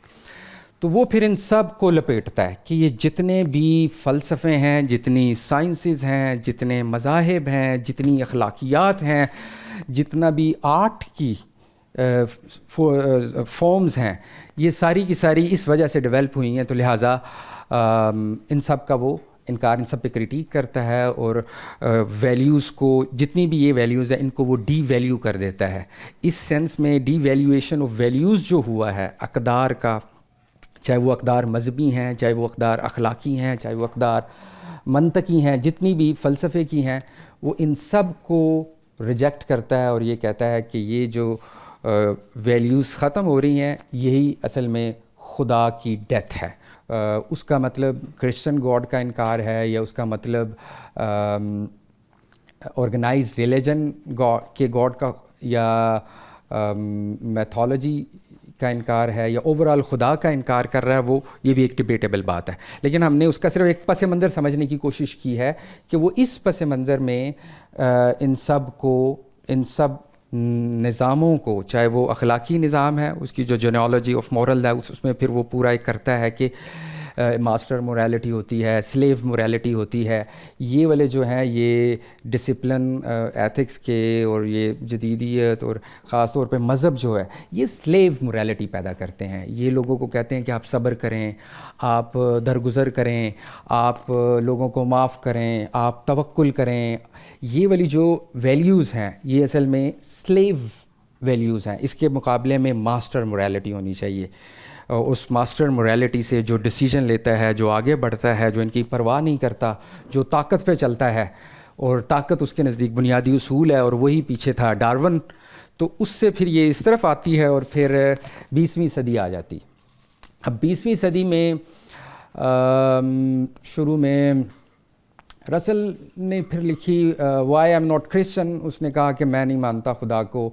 اس نے بہت زیادہ الحاد کو یا ایتھیزم کو پروپیگیٹ نہیں کیا. اس نے کچھ ایسے لکھے ہیں، وہ بہت زیادہ کوئی فلاسافیکل یا ڈیٹیلڈ کریٹیکس نہیں ہیں. اس کی اپنی بایوگرافی ہے، کچھ اس کے کنکلوژنز ہیں، لیکن جس طرح بندہ ہوتا ہے فلاسافیکل ڈسکورس بنا کے باقاعدہ ایتھیزم کو ڈیولپ کرتا ہے، اس طرح اس نے نہیں کیا. اور پھر یہ ہوتا ہے 20ویں صدی میں انلائٹنمنٹ آ چکی ہوتی ہے. انلائٹنمنٹ کے تھنکر خاص طرح سے مذہب کو دیکھتے ہیں، رومانٹسزم کے تھنکر خاص طرح سے مذہب کو دیکھتے ہیں، اور اس کے نتیجے میں ہیومنزم ڈیولپ ہو جاتا ہے، اور ایک خاص طرح کا انسان خواب دیکھ لیتا ہے کہ اس دنیا کو ہم جنت بنا دیں گے. اور یہ اب ماڈرنزم اس دنیا کو پروگریس کے اصول پہ آخری انتہا پہ لے جائے گی اور یہ دنیا ہی جنت بنے گی. اور 20ویں صدی میں پھر ایسا نہیں ہوتا. جب پہلی اور دوسری جنگ ہوتی ہے تو انسان کے یہ جتنے اس نے خواب دیکھے تھے، یا انلائٹنمنٹ نے، ماڈرنزم نے، سیکولر تھاٹ نے جو کچھ انسان کو بتایا تھا، سکھایا تھا، یا جس کے خواب دکھائے تھے وہ پورے نہیں ہوئے، تو پھر وہ اس کی جب شکست و ریخت ہوتی ہے، یہ 2 جنگیں ہوتی ہیں، اس کے بعد پھر ایک خاص طرح کا فلسفہ ڈیولپ ہوتا ہے جسے ہم ایگزسٹینشلزم کہتے ہیں. ایگزسٹینشل فلسفی جو ہے اس کو بھی 2 طرح سے تعبیر کیا جاتا ہے. کرکیگارڈ وغیرہ وہ مذہبی ایگزسٹینشلسٹ ہیں. سارترے اور کیمیو جو ہے، ان کا جو فلسفہ ہے ایگزسٹینشلزم، یہ بھی پھر ایتھیزم کی طرف اس کی ایک نئی راہ بنتی ہے. جس طرح نیچرل سائنسز میں بن گئی، طبیعیات میں بن گئی، حیاتیات میں بن گئی، فلسفے میں بن گئی، نفسیات میں بن گئی. اب انسان وجود کی گہرائیاں ہیں، یا جب فرد کی گود میں گویا کہ اب انہوں نے سوچا کہ مذہب آخری سسکیاں لے گا اور ختم ہو جائے گا، اور ایگزسٹنس پرسیڈس ایسنس والی بات سامنے آئی کہ وی آر تھرون، ہم بھیجے گئے ہیں، صرف یہ ہے، کوئی ایسنس نہیں ہے، ویلیوز نہیں ہے. انسان اب اپنے ڈیسیجن خود لے گا، اور جو وہ ڈیسیجن لے گا اس کو وہ فیس کرے گا، وہی اوتھینٹک ہوگا. ویسے دنیا کے اندر کوئی میننگ نہیں ہے، کوئی پرپس نہیں ہے، یاسیت ہے، ٹوٹل پیسمزم ہے. اس طرح کی بورڈم، انزائٹی، یہ چیزیں ڈیولپ ہوئی انسان ان جنگوں کے بعد اس فلسفے میں آ کے. اس فلسفے نے بھی بنیادی طور پہ ایتھیزم کو پروموٹ نہیں کیا، ٹھیک ہے. اس کے نتیجے میں جب آپ اس کو بائی کرتے ہیں، اس فلسفے کو، یا اس میں جاتے ہیں، تو پھر آپ بائی پروڈکٹ کے طور پہ آپ کے سامنے ایتھیزم آتا ہے. جب صرف ایسنس اور ایگزسٹنس ہوتی ہے، ایسنس کوئی چیز نہیں ہے، جوہر نام کی کوئی حیثیت، کوئی چیز، کوئی وجود، کچھ نہیں ہے، تو پھر اس کے بائی پروڈکٹ کے طور پر آپ اس نتیجے پہ پہنچتے ہیں. اور پھر اس کے بعد 20ویں صدی میں بھی اینٹنی فلیو جو ہے وہ آتے ہیں. انہوں نے تقریباً 50 سال تک یہ ایتھیسٹ تھے. انہوں نے 30 سے زائد فلسافیکل رائٹنگز دی ہیں، جس میں انہوں نے باقاعدہ اینٹی تھیولوجیکل ڈسکورس بنایا، اور تھیزم کے خلاف فلسفے میں آرگومنٹ ڈیولپ کیے. مختلف کتابیں انہوں نے لکھی. ان کی ایک کتاب تھی پریزمپشنز آف ایتھیزم، جس میں انہوں نے یہ بات پروف کرنے کی کوشش کی کہ جو برڈن آف پروف ہے وہ ایتھیزم والوں پہ نہیں ہے، وہ مذہب والوں پہ ہے. اور پھر ان کی ایک کتاب تھی ہے بلکہ گاڈ اینڈ فلاسفی، اس میں بھی یہ بات کرتے ہیں خدا کی ایگزسٹنس پہ بات کرنے سے پہلے یہ کہتے ہیں کہ ہمیں جو یہ تصور ہے نا اومنی پوٹینٹ والا، اومنی شینٹ والا، کہ خدا جو ہے وہ آل پاورفل ہے، آل نوئنگ ہے، اس نے کہا ہے کہ ان تصورات کو پہلے حل کرنا ضروری ہے کہ ان کی کنسسٹنسی کیا ہے. ان کی کنسسٹنسی جب تک اسٹیبلش نہیں ہوگی خدا کی ایگزسٹنس پہ ہم بات نہیں کر سکتے.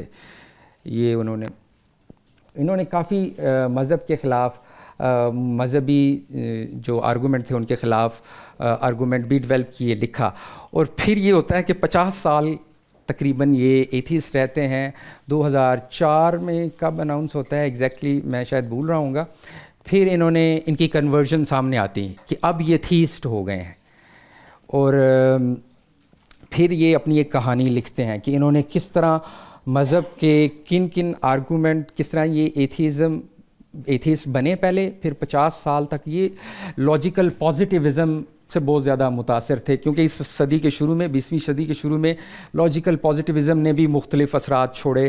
بہت جلدی چلا گیا یہ اصل میں اے جے ایئر سے بھی اس نے پڑھا ہوا تھا. ویسے تو لاجیکل پازیٹیوزم ویانا اسکول نے ڈیولپ کیا، پھر یہ برٹش میں آیا، وہاں اے جے ایئر نے لینگویج ٹروتھ اینڈ لاجک بڑی مشہور کتاب ہے اس کتاب میں اس نے ثابت کیا کہ میننگ فل اسٹیٹمنٹ صرف وہی ہوتے ہیں جو کہ ویریفائیبل ہوتی ہیں. پرنسپل آف ویریفائبلٹی پرنسپل مشہور ہے. تو اس تناظر میں بہت سارے لوگ مذہب کو دیکھنے لگ پڑے، نہ صرف مذہب کو، میٹا فزکس کو بھی انہوں نے دیس نکالا دینے کی کوشش کی کہ میٹا فزیکل اسٹیٹمنٹ جتنی بھی ہیں وہ ساری کی ساری میننگ لیس اسٹیٹمنٹ ہیں.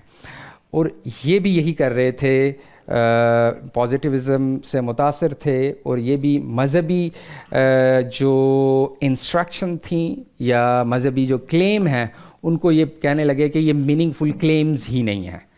تو چونکہ پھر وہ خود اپنے آپ سے کنٹراڈکٹ کر گیا، اس کی بھی ڈیٹیل میں ہم نہیں جا رہے، لاجیکل پازیٹیوزم. تو وہ تو اے جے ایئر بھی پھر کہنے لگ پڑا تھا کہ یار میں نے جو 30 سال سے زائد ہو گئے ہیں جو میں نے غلطی کی تھی ابھی تک میں وہ سدھار رہا ہوں. اس کتاب سے اس نے بھی اپنے آپ کو بری کر لیا تھا، اس فلسفی سے بھی. تو اس نے پھر کتاب لکھی دیر از اے گاڈ، وہ پڑھنے والی ہے. اس میں پھر اس نے اپنی وہ لکھی ہے، پوری داستان لکھی ہے کہ کس طرح یہ 50 سال تک اینٹی تھیولوجیکل رائٹنگز اور آرگومنٹ ڈیولپ کرتا رہا ہے، اور اب کیوں یہ اس کا قائل ہو رہا ہے. اس میں فلسفے کو بھی، سائنس کو بھی، مختلف جو اس کے نزدیک بہترین آرگومنٹ بنتے تھے جو اس نے ڈیولپ کیے ہوئے تھے وہ کس طرح ٹوٹے ہیں، وہ اس نے اس میں بیان کیے ہیں. اس کو آپ اس میں دیکھ سکتے ہیں. اس کے بعد پھر 21ویں صدی آتی ہے. 21ویں صدی میں 9/11 ہو جاتا ہے. 9/11 ہوتا ہے تو دنیا کے اندر ایک خاص طرح سا کا ریئیکشن آتا ہے اسلام کے خلاف. ٹیررزم، اسلام، وار آن ٹیرر. وہاں پہ پھر یہ ایک نئی صورت میں جسے ہم کہتے ہیں نیو ایتھیزم نام کی ایک تحریک سامنے آتی ہے. اور سیم ہیرس ایک کتاب لکھتے ہیں اینڈ آف فیتھ. اس میں پھر وہ مختلف مذاہب کو بھی لیکن خاص طور پہ اسلام کو نشانہ بناتے ہیں اور یہ کہتے ہیں کہ ان کی وجہ سے یہ دنیا جو ہے برباد ہو رہی ہے. اسلام کے اوپر اس نے خاص وہ اپنا ایک چیپٹر بھی لکھا ہے، پرابلم وتھ اسلام، اسی کتاب کے اندر. تو یہ کتاب سامنے آتی ہے 2006 میں. اس کے بعد رچرڈ ڈاکنز جو ہے وہ ایک ڈاکومنٹری بناتے ہیں کہ religion is a root of all cause evil, root of all evil, کہ مذہب جو ہے تمام برائیوں کی جڑ ہے. اور پھر وہ بھی ڈینیل ڈینٹ جو ہیں وہ بریکنگ اسپیل بھی لکھ دیتے ہیں اسی ٹائم پہ ہی. اور پھر اس کے بعد گاڈ ڈیلیوژن آ جاتی ہے. تو یہ والا جو فلسفہ ہے یا یہ والا جو الحاد ہے جسے ہم جدید الحاد کہتے ہیں، نیو ایتھیزم کہتے ہیں، اس کے اندر اس طرح آرگومنٹس نہیں تھے جس طرح پہلے ہیوم نے خاص طرح سے جو ڈیزائن آرگومنٹ ہے اس کو فلسافیکلی اس نے جس طرح ہم نے دیکھا کہ رد کیا، یا مختلف علوم میں، طبیعیات میں، نفسیات میں، حیاتیات میں فلسفیکلی چیزوں کو بھی دیکھا جا رہا تھا. یہ والی جو تحریک ہے نیو ایتھیزم یہ اس طرح نہیں دیکھ رہے تھے. انہوں نے پاپولر لٹریچر پروڈیوس کیا. ان کا جو ایک خاص یہ کہہ لیں خصوصیت ان کی تھی وہ تھی ویزیبلٹی, کہ پریزنس ان کی بہت ہوئی. اس کے بعد یہ ہوا کہ گلوبلائزیشن ہو گئی, انٹرنیٹ عام ہو گیا, سوشل میڈیا عام ہو گیا 2000 کے بعد, 2006 کے بعد جب یہ آئے ہیں. تو انہوں نے ویزیبلٹی ان کی بہت اچھی تھی. ان کے آرگومنٹس اس طرح موڈسٹ یا فلسفیکلی ریفائنڈ نہیں ہیں, لیکن انہوں نے یہ کیا کہ مکالمے کیے, ڈیبیٹس کیں, ٹی وی شوز کیے. ہمیں نظر آتے ہیں ڈاکنز, ہچنز, ایک خاص طرح کا اس کا ایسا سٹائل ہوتا تھا, ساتھ ساتھ وہ پیرا ہوتا تھا, اور بڑی اچھی انگلش میں ڈاکن جو ہے برٹش انداز میں وہ ڈیبیٹ کر رہا ہوتا تھا. تو اور ان کی جو بکس تھیں جو نیو ایتھیزم, انہوں نے بیسٹ سیلر بکس بنی ہے. اور پھر یہ ایک پوری تحریک کے طور پر 4 ہورسز کے نام سے سامنے آئے, اور لوگ بھی ان میں شامل ہوتے گئے. تو ان کے اوپر بے شمار ان کے اوپر بھی تنقید ہوئی. تو ہماری جو نوجوان نسل ہے, جو لوگ ہیں آج جس ایتھیزم کو جانتے ہیں وہ یہ والا ایتھیزم ہے زیادہ تر, کیونکہ انہوں نے یہ ڈیبیٹ سنی ہے, انہوں نے انٹرنیٹ سے ان تک یہ والا مواد پہنچا ہے جو انہوں نے پروڈیوس کیا, اور انہوں نے پاپولر لٹریچر پروڈیوس کیا. ان کے اوپر بڑی تنقید ہے. اچھا, یہ اس طرح خدا کے دلائل کو بہت زیادہ موضوع نہیں بناتے. سیم ہیرس کی کتاب میں دیکھیں گے ایک صفحہ بھی خدا کے وجود کے دلائل کے خلاف نہیں ہے. یہ کیا کرتے ہیں, یہ سوشل ایشوز پر بات کرتے ہیں کہ اسلام کی وجہ سے یہ ہو رہا ہے, فلانے مذہب کی وجہ سے یہ ہو رہا ہے, اور بچپن میں اگر یہ تعلیم دی جائے گی تو اس کے یہ نتائج نکلیں گے. انہوں نے سوشل ایشوز کو, فلسفیکل گراؤنڈس ان کی اچھی نہیں ہیں, لیکن انہوں نے سوشل ایشوز کو پوائنٹ آؤٹ کیا اور اس پہ زیادہ بات کی. خدا کے وجود پہ سیم ہیرس میں جس طرح میں نے بتایا کچھ نہیں لکھا. ڈینٹ نے بھی 7 صفحے لکھے ہیں اس میں. ہاں, اس نے گاڈ ڈیلیوژن میں اس کو ڈاکنز نے بنایا ہے, لیکن وہ انہوں نے یہ کہا کہ گاڈ بھی ایک سائنٹیفک ہائپوتھسز ہے. اس پہ بہت سارے لوگ کرٹیک کرتے ہیں کہ یہ ایک بہت بنیادی بات ہے کہ ابھی تک وہ سائنٹزم والی بات کر رہے ہیں, ابھی تک وہ لاجیکل پازیٹیوزم والی بات کر رہے ہیں, اور وہ خدا کو سائنٹیفک ہائپوتھسز بنا رہے ہیں. تو سائنٹزم جو ہے وہ ان کے ہاں ان سب میں بہت ایک بنیادی چیز تھی, اور یہ سب عام طور پہ ارتقائی سائنس یا ارتقاء کو مانتے ہیں, ایوولوشن کے قائل ہیں. اور یہ سب یہ کہتے ہیں کہ مذہب کو اس دنیا سے ختم ہونا نہیں چاہیے بلکہ کر دینا چاہیے. یعنی ایک خاص طرح کا مشن, یہ خاص طرح کی ایکٹیوزم, پروپیگیشن بھی ان کے ہاں موجود ہے. چونکہ وہ ریئیکشن میں تھا, ورلڈ ٹریڈ سینٹر ہوا, جس طرح بش نے کہا تھا کہ یا تو آپ ہمارے ساتھ ہیں ود اس اور اگینسٹ اس. تو یہ بھی اسی طرح بلیک اینڈ وائٹ میں چیزوں کو دیکھ رہے ہیں کہ بھی مذہب کو بالکل نہیں ہونا چاہیے. تو ان پہ ہم تنقید نہیں کر رہے, بے شمار طریقوں سے تنقید کی ہے لوگوں نے. ہم صرف ان کو سمجھنے کی کوشش کر رہے ہیں کہ ان کی بنیادیں کیا ہیں. تو ان کی بنیاد میں بھی ایوولوشن ہے, اس کو بہت ہائی لائٹ کیا جاتا ہے. اور ڈاکنز کہتا ہے کہ ایوولوشن کے بعد تو اب مذہب کی کوئی جگہ ہی نہیں رہی. ٹھیک, اس طرح کے بے شمار بیانات آپ کو ملیں گے ان کی اس میں.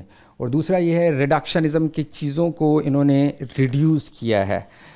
دیکھنے کا, حقیقت کو دیکھنے کے انداز کو صرف سائنس کے ذریعے سے دیکھا جائے گا, اور پروف صرف وہی ہوگا جو کہ مادی ہوگا. تو صحیح بات صرف وہی ہوگی جو کہ ان کے پیراڈائم میں آئے گی. اور یہ اس پرنسپل کو بھی نہیں مانتے جو عام طور پہ جب سائنسز ڈیولپ ہوئی تو ایک پرنسپل ڈیولپ ہوا جسے کہا جاتا ہے نوما والا پرنسپل, نان اوور لیپنگ میجسٹیریا, کہ مذہب کا دائرہ کار الگ ہے, سائنس کا دائرہ کار الگ ہے. یہ ایک بڑا آرگومنٹ پیش کیا جاتا ہے جب بھی کوئی اعتراضات ہوتے ہیں مذہب کی طرف سے کہ بھی دائرہ کار الگ ہیں. تو یہ گولڈ نے دیا تھا, وہ بھی بایولوجسٹ تھا. تو یہ ڈاکنز کہتے ہیں کہ یہ پرانی باتیں ہو گئی ہیں, یہ والی چیزیں اب بایولوجی میں نہیں مانی جاتی. اب ان کے ہاں جو ڈیولپمنٹ ہوئی ہے سائنسز کی, اس میں یہ اس پرنسپل کو بھی نہیں مانتے. اور یہ اسلام ہی نہیں دوسرے بھی جتنے مذاہب ہیں ان کے اوپر ان کی سوشل ویلیوز، ان کے کلچرل ایکسپریشنز، ان کے تہذیبی مظاہر جو ہیں ان کو زیادہ تنقید کا نشانہ بناتے ہیں. مذہب کی جو کانٹینٹ ہے یا مذہب کی اپنی جو تعلیمات ہیں ان تعلیمات پہ زیادہ یہ نہیں فوکس کرتے. اور اس کے بعد ان کو دیکھنے کے بعد جس طرح کے لوگ پروڈیوس ہوئے ہیں وہ ہمارے سامنے ہیں. آج کل حارث سلطان اور اس طرح کے جو لوگ آپ دیکھتے ہیں وہ اسی طرح کی ڈیبیٹس اور ان کو سن کر ہمارے سامنے آتے ہیں. تو یہیں ہم اپنی بات کو ختم کرتے ہیں. یہ پوری ایک اس کی جینیالوجی ہے ہسٹری کی، جس میں استدلال کو اگر ہم اس کو کراکس کریں تو ایتھیزم جو ہے وہ پہلے لوکل گاڈز کا ڈینائل ایتھیزم ہوتا تھا، پھر اسلام میں ابن راوندی نے آ کے انٹرنلی کنٹراڈکشن نکال کے ایتھیزم کو پروموٹ کیا، اور پھر اس کے بعد جدید دور کے اندر انڈکٹیو سائنسز آئی تو ہیوم نے ڈیزائن آرگومنٹ پہ بڑا ایک ریبٹل پیش کیا، اور پھر اس کے بعد فیورباخ نے فلسفیانہ الحاد کو یہ کہہ لیں کہ پیش کیا، اور اس کے بعد کارل مارکس اس سے متاثر ہوئے، ڈارون اور سگمنڈ فرائڈ طبیعیات، نفسیات اور بایولوجی، اور پھر نیتشے ہمارے سامنے آتا ہے، اور پھر اس کے بعد رسل اور اینٹنی، اور پھر وجودیاتی ایگزسٹینشلسٹ فلسفہ اور ایتھیزم، اور پھر نیو ایتھیزم، اور پھر اس سے متاثر ہونے والے حارث سلطان تک ہم اس کو ختم کرتے ہیں. یہ اس کی تاریخ ہے، یہ اس کی بنیادیں. تھینک یو سو مچ. اب کوئی سوالات ہیں تو. جی السلام علیکم، میرا نام محمد رعوف ہے. عثمان صاحب، کیا یہ کہا جا سکتا ہے کہ یہ ایتھیزم جتنا بھی ہے مطلب پچھلی 2, 3, 4 صدیوں میں، تو یہ اصل میں جو عیسائی علم کلام میں یا کرسچینٹی میں جو خدا کا تصور پایا جاتا ہے تو اس کے رد عمل کے طور پہ یہ سارا پیدا ہوا ہے، اور پھر یہ سارے فلسفے آگے سے آگے بڑھتے چلے گئے، اور مطلب چونکہ خدا کا کوئی صحیح تصور کرسچینٹی میں موجود نہیں تھا تو اصل میں جو تنقید لوگوں نے اس پہ کی ہے اور یہاں سے شروع ہوئی ہے، اور پھر یہ پہنچتے پہنچتے اس کی شیپ یہاں تک پہنچ گئی. یہ بات آپ کی پارشلی درست ہے، لیکن جس طرح ہم نے دیکھا کہ اس سے پہلے اسلامی جو تاریخ ہے اس نے ابن راوندی والا جو الحاد ہے اس کا اس سے کوئی تعلق نہیں ہے. وہ اس کی ٹوٹل بنیاد جو ہے وہ اسلامی سائنس یا اسلامک سائنس سے زیادہ جو قرآن اور حدیث اور جسے ہم کہتے ہیں کہ ریلیجیس ٹیکسٹ ہیں اس نے اس کو بنیاد بنایا، اور اس میں انٹرنلی ایک طریقہ الحاد کا ایک ان کا منہج یہ ہے. اس کا کوئی فکس منہج ہم طے بھی نہیں کر سکتے کہ یہ کوئی ایک ہی الحاد کی صورت ہے اور اس کا ایک ہی منہج ہے اور وہ یہ ہے، یہ کہنا مشکل ہے. مختلف ادوار میں مختلف تہذیبوں میں اس کے مختلف اظہار ہوئے ہیں. تو اسلامک سویلائزیشن میں یا جب اسلامک سائنسز ڈیولپ ہو رہی تھی تو اس میں علم الکلام میں اس کو الگ طریقے سے ہی دیکھا گیا ہے، اور ابن راوندی والا جو الحاد ہے وہ اس سے مختلف ہے. ہاں مغربی تہذیب میں جس طرح فیورباخ اس کی کتاب ہی بتا رہی ہے ایسنس آف کرسچینٹی، انہوں نے کرسچن گاڈ پہ اور کرسچینٹی کی جو ببلیکل تعلیمات تھیں اس پہ کرٹیک کی، اور اس سے پھر اس کو جنرلائز بھی کیا کہ خدا کے تصور کے پیچھے یہ چیزیں کار فرما ہیں. تو پارشلی آپ کی بات. آج کے دور میں آپ آج کے علم کے مطابق اس کی تعریف کیا کریں گے؟ اور دوسرا ایک سوال ہے، اس کی میں ایک مثال کے ذریعے میں جاننا چاہوں گا اپروچ. شیر اگر ہرن کو کھا لیتا ہے تو ہم کہتے ہیں جی کہ شیر کا رازق جو ہے وہ خدا ہے، اور ہرن اگر بچ جاتا ہے تو ہم کہتے ہیں جی کہ ہرن کا محافظ جو ہے وہ خدا ہے. تو کیا خدا کے انکار کی جو دیکھنے کی جو اپروچ ہے خدا کے انکار کے موضوع میں، تو اس میں کیا یہ اپروچ خدا کی صفات کی بنیاد پہ ہے، یا پھر ایتھیزم کا مقدمہ ہی یہ ہے کہ ہم شروع سے لے کے جو خدا کا انکار ہوتا آ رہا ہے وہ ہمیشہ سے انسان کی فطری بنیادوں پہ ہوتا آ رہا ہے؟ یعنی کہ ایتھیزم کیا فطرت کی بیس پہ کھڑا ہوا ہے یا ریشنلزم کی کسی جز کے اوپر جو ہے وہ کھڑا ہوا ہے؟ بہت شکریہ. ٹھیک ہے، اچھے سوال ہیں آپ کے. پہلے سوال کا شاید میں کوئی جواب نہ دے سکوں آپ کو کہ ایتھیزم کی تعریف کیا ہے. اس کی کوئی فکس ڈیفینیشن کرنا مشکل کام ہے.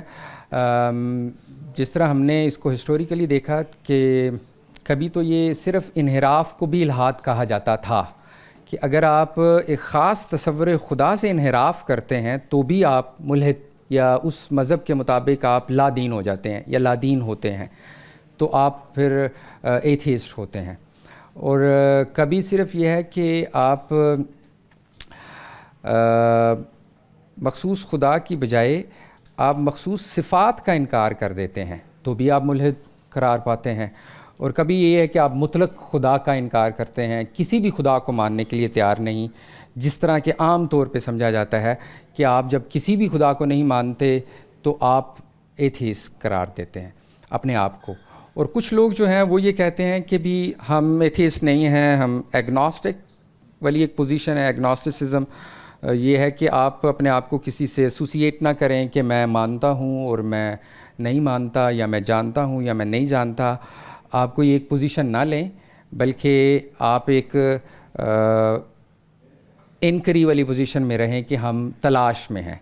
تو اس کو ایگنوسٹک کہتے ہیں. اور ایتھیسٹ وہ ہوتا ہے جو کہ خدا کا مطلق انکار کر دیتا ہے. اب جسے ایتھیسٹ کہا جاتا ہے. ایتھیزم کیا ہے؟ یہ ایک ڈاکٹرائن ہے. یعنی ایک تو ہے کہ کون اپنے آپ کو ایتھیسٹ کہہ سکتا ہے یا کسے ہم ایتھیسٹ کہہ سکتے ہیں، ٹھیک ہے، ایک یہ ہے. دوسرا یہ کہ ایتھیزم کیا ہے، اس کو بھی ڈیفائن کرنا مشکل ہے، اس لیے کہ یہ کوئی ایک ڈاکٹرائن نہیں ہے، یہ کوئی ایک فلسفہ نہیں ہے. اس میں تغیرات آتے رہے ہیں، اس میں ٹرانسفارمیشنز ہوتی رہی ہیں. ایون جسے ہم جدید ایتھیزم کہہ رہے ہیں، جدید الحاد کہہ رہے ہیں، نیو ایتھیزم، اس کو بھی ڈیفائن کرنا مشکل کام ہے، اس لیے کہ وہ بھی کوئی ایک فلسفہ نہیں ہے. یہ 4 لوگ ہیں جن میں سے ایک دنیا سے 2 اب چلے گئے ہیں اور کئی لوگ اور بھی اس میں شامل ہوئے ہیں. تو ان سب کی جو تھاٹ ہے ان کا مجموعہ ہے نیو ایتھیزم. تو ایتھیزم کسی ایک نیو ایتھیسٹ جسے ہم کہہ رہے ہیں یا نیو ایتھیزم جسے ہم کہہ رہے ہیں وہ بھی کسی ایک بندے کا فلسفہ نہیں ہے، لہٰذا ہم اس کو ڈیفائن نہیں کر سکتے. ہاں کچھ ہم ڈیمارکیشنز کر سکتے ہیں. یہ والا مسئلہ جسے ہم پرابلم آف ڈیفینیشن بھی کہتے ہیں، یہ مسئلہ فلسفے میں بھی پیش آتا ہے، یہ مسئلہ سائنس میں بھی درپیش ہوتا ہے، یہ مسئلہ آرٹس کی دوسری سائنسز میں بھی ہمیں پیش آتا ہے کہ کسی چیز کو ہم ڈیفائن کس طرح کریں. تو ڈیفینیشن والا مسئلہ حل کرنے کے مختلف طریقے ہیں. ان میں سے ایک ہوتا ہے کچھ آپ ڈیمارکیشنز لگائیں. تو نیو ایتھیزم کو مثال کے طور پر ڈیمارکیشن ہم لگائیں کہ یہ سب لوگ ارتقاء کو مانتے ہیں، ایک یہ اس کی ہو جائے گی، ٹھیک ہے. یہ سب لوگ سائنٹزم پہ بلیو کرتے ہیں، ٹھیک.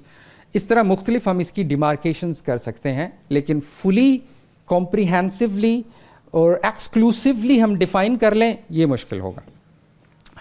اچھا، دوسرا سوال جو آپ کا تھا کہ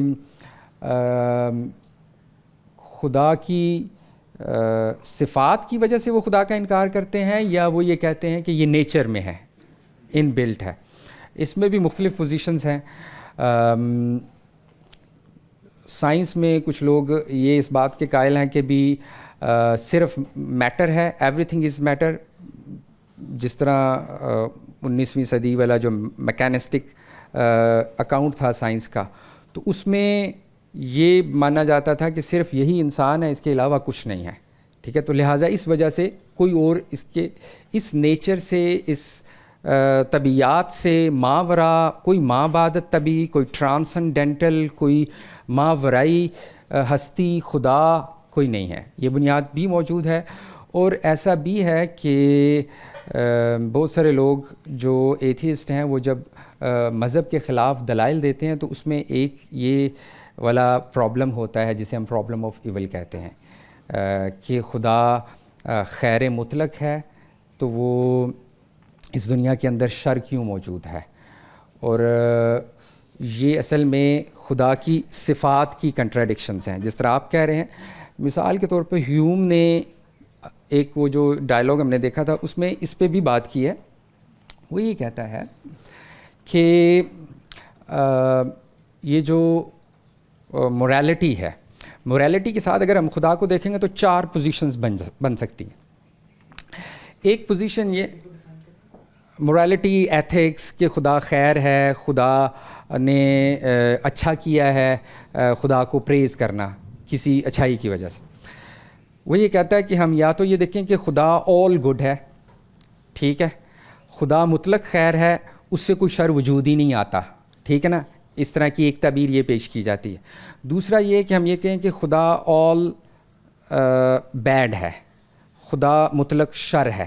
یہ عام طور اس کائنات میں صرف شر ہے, یہ عام طور پہ کسی کی پوزیشن نہیں رہی, نہ ایتھیسٹ کی پوزیشن ہے.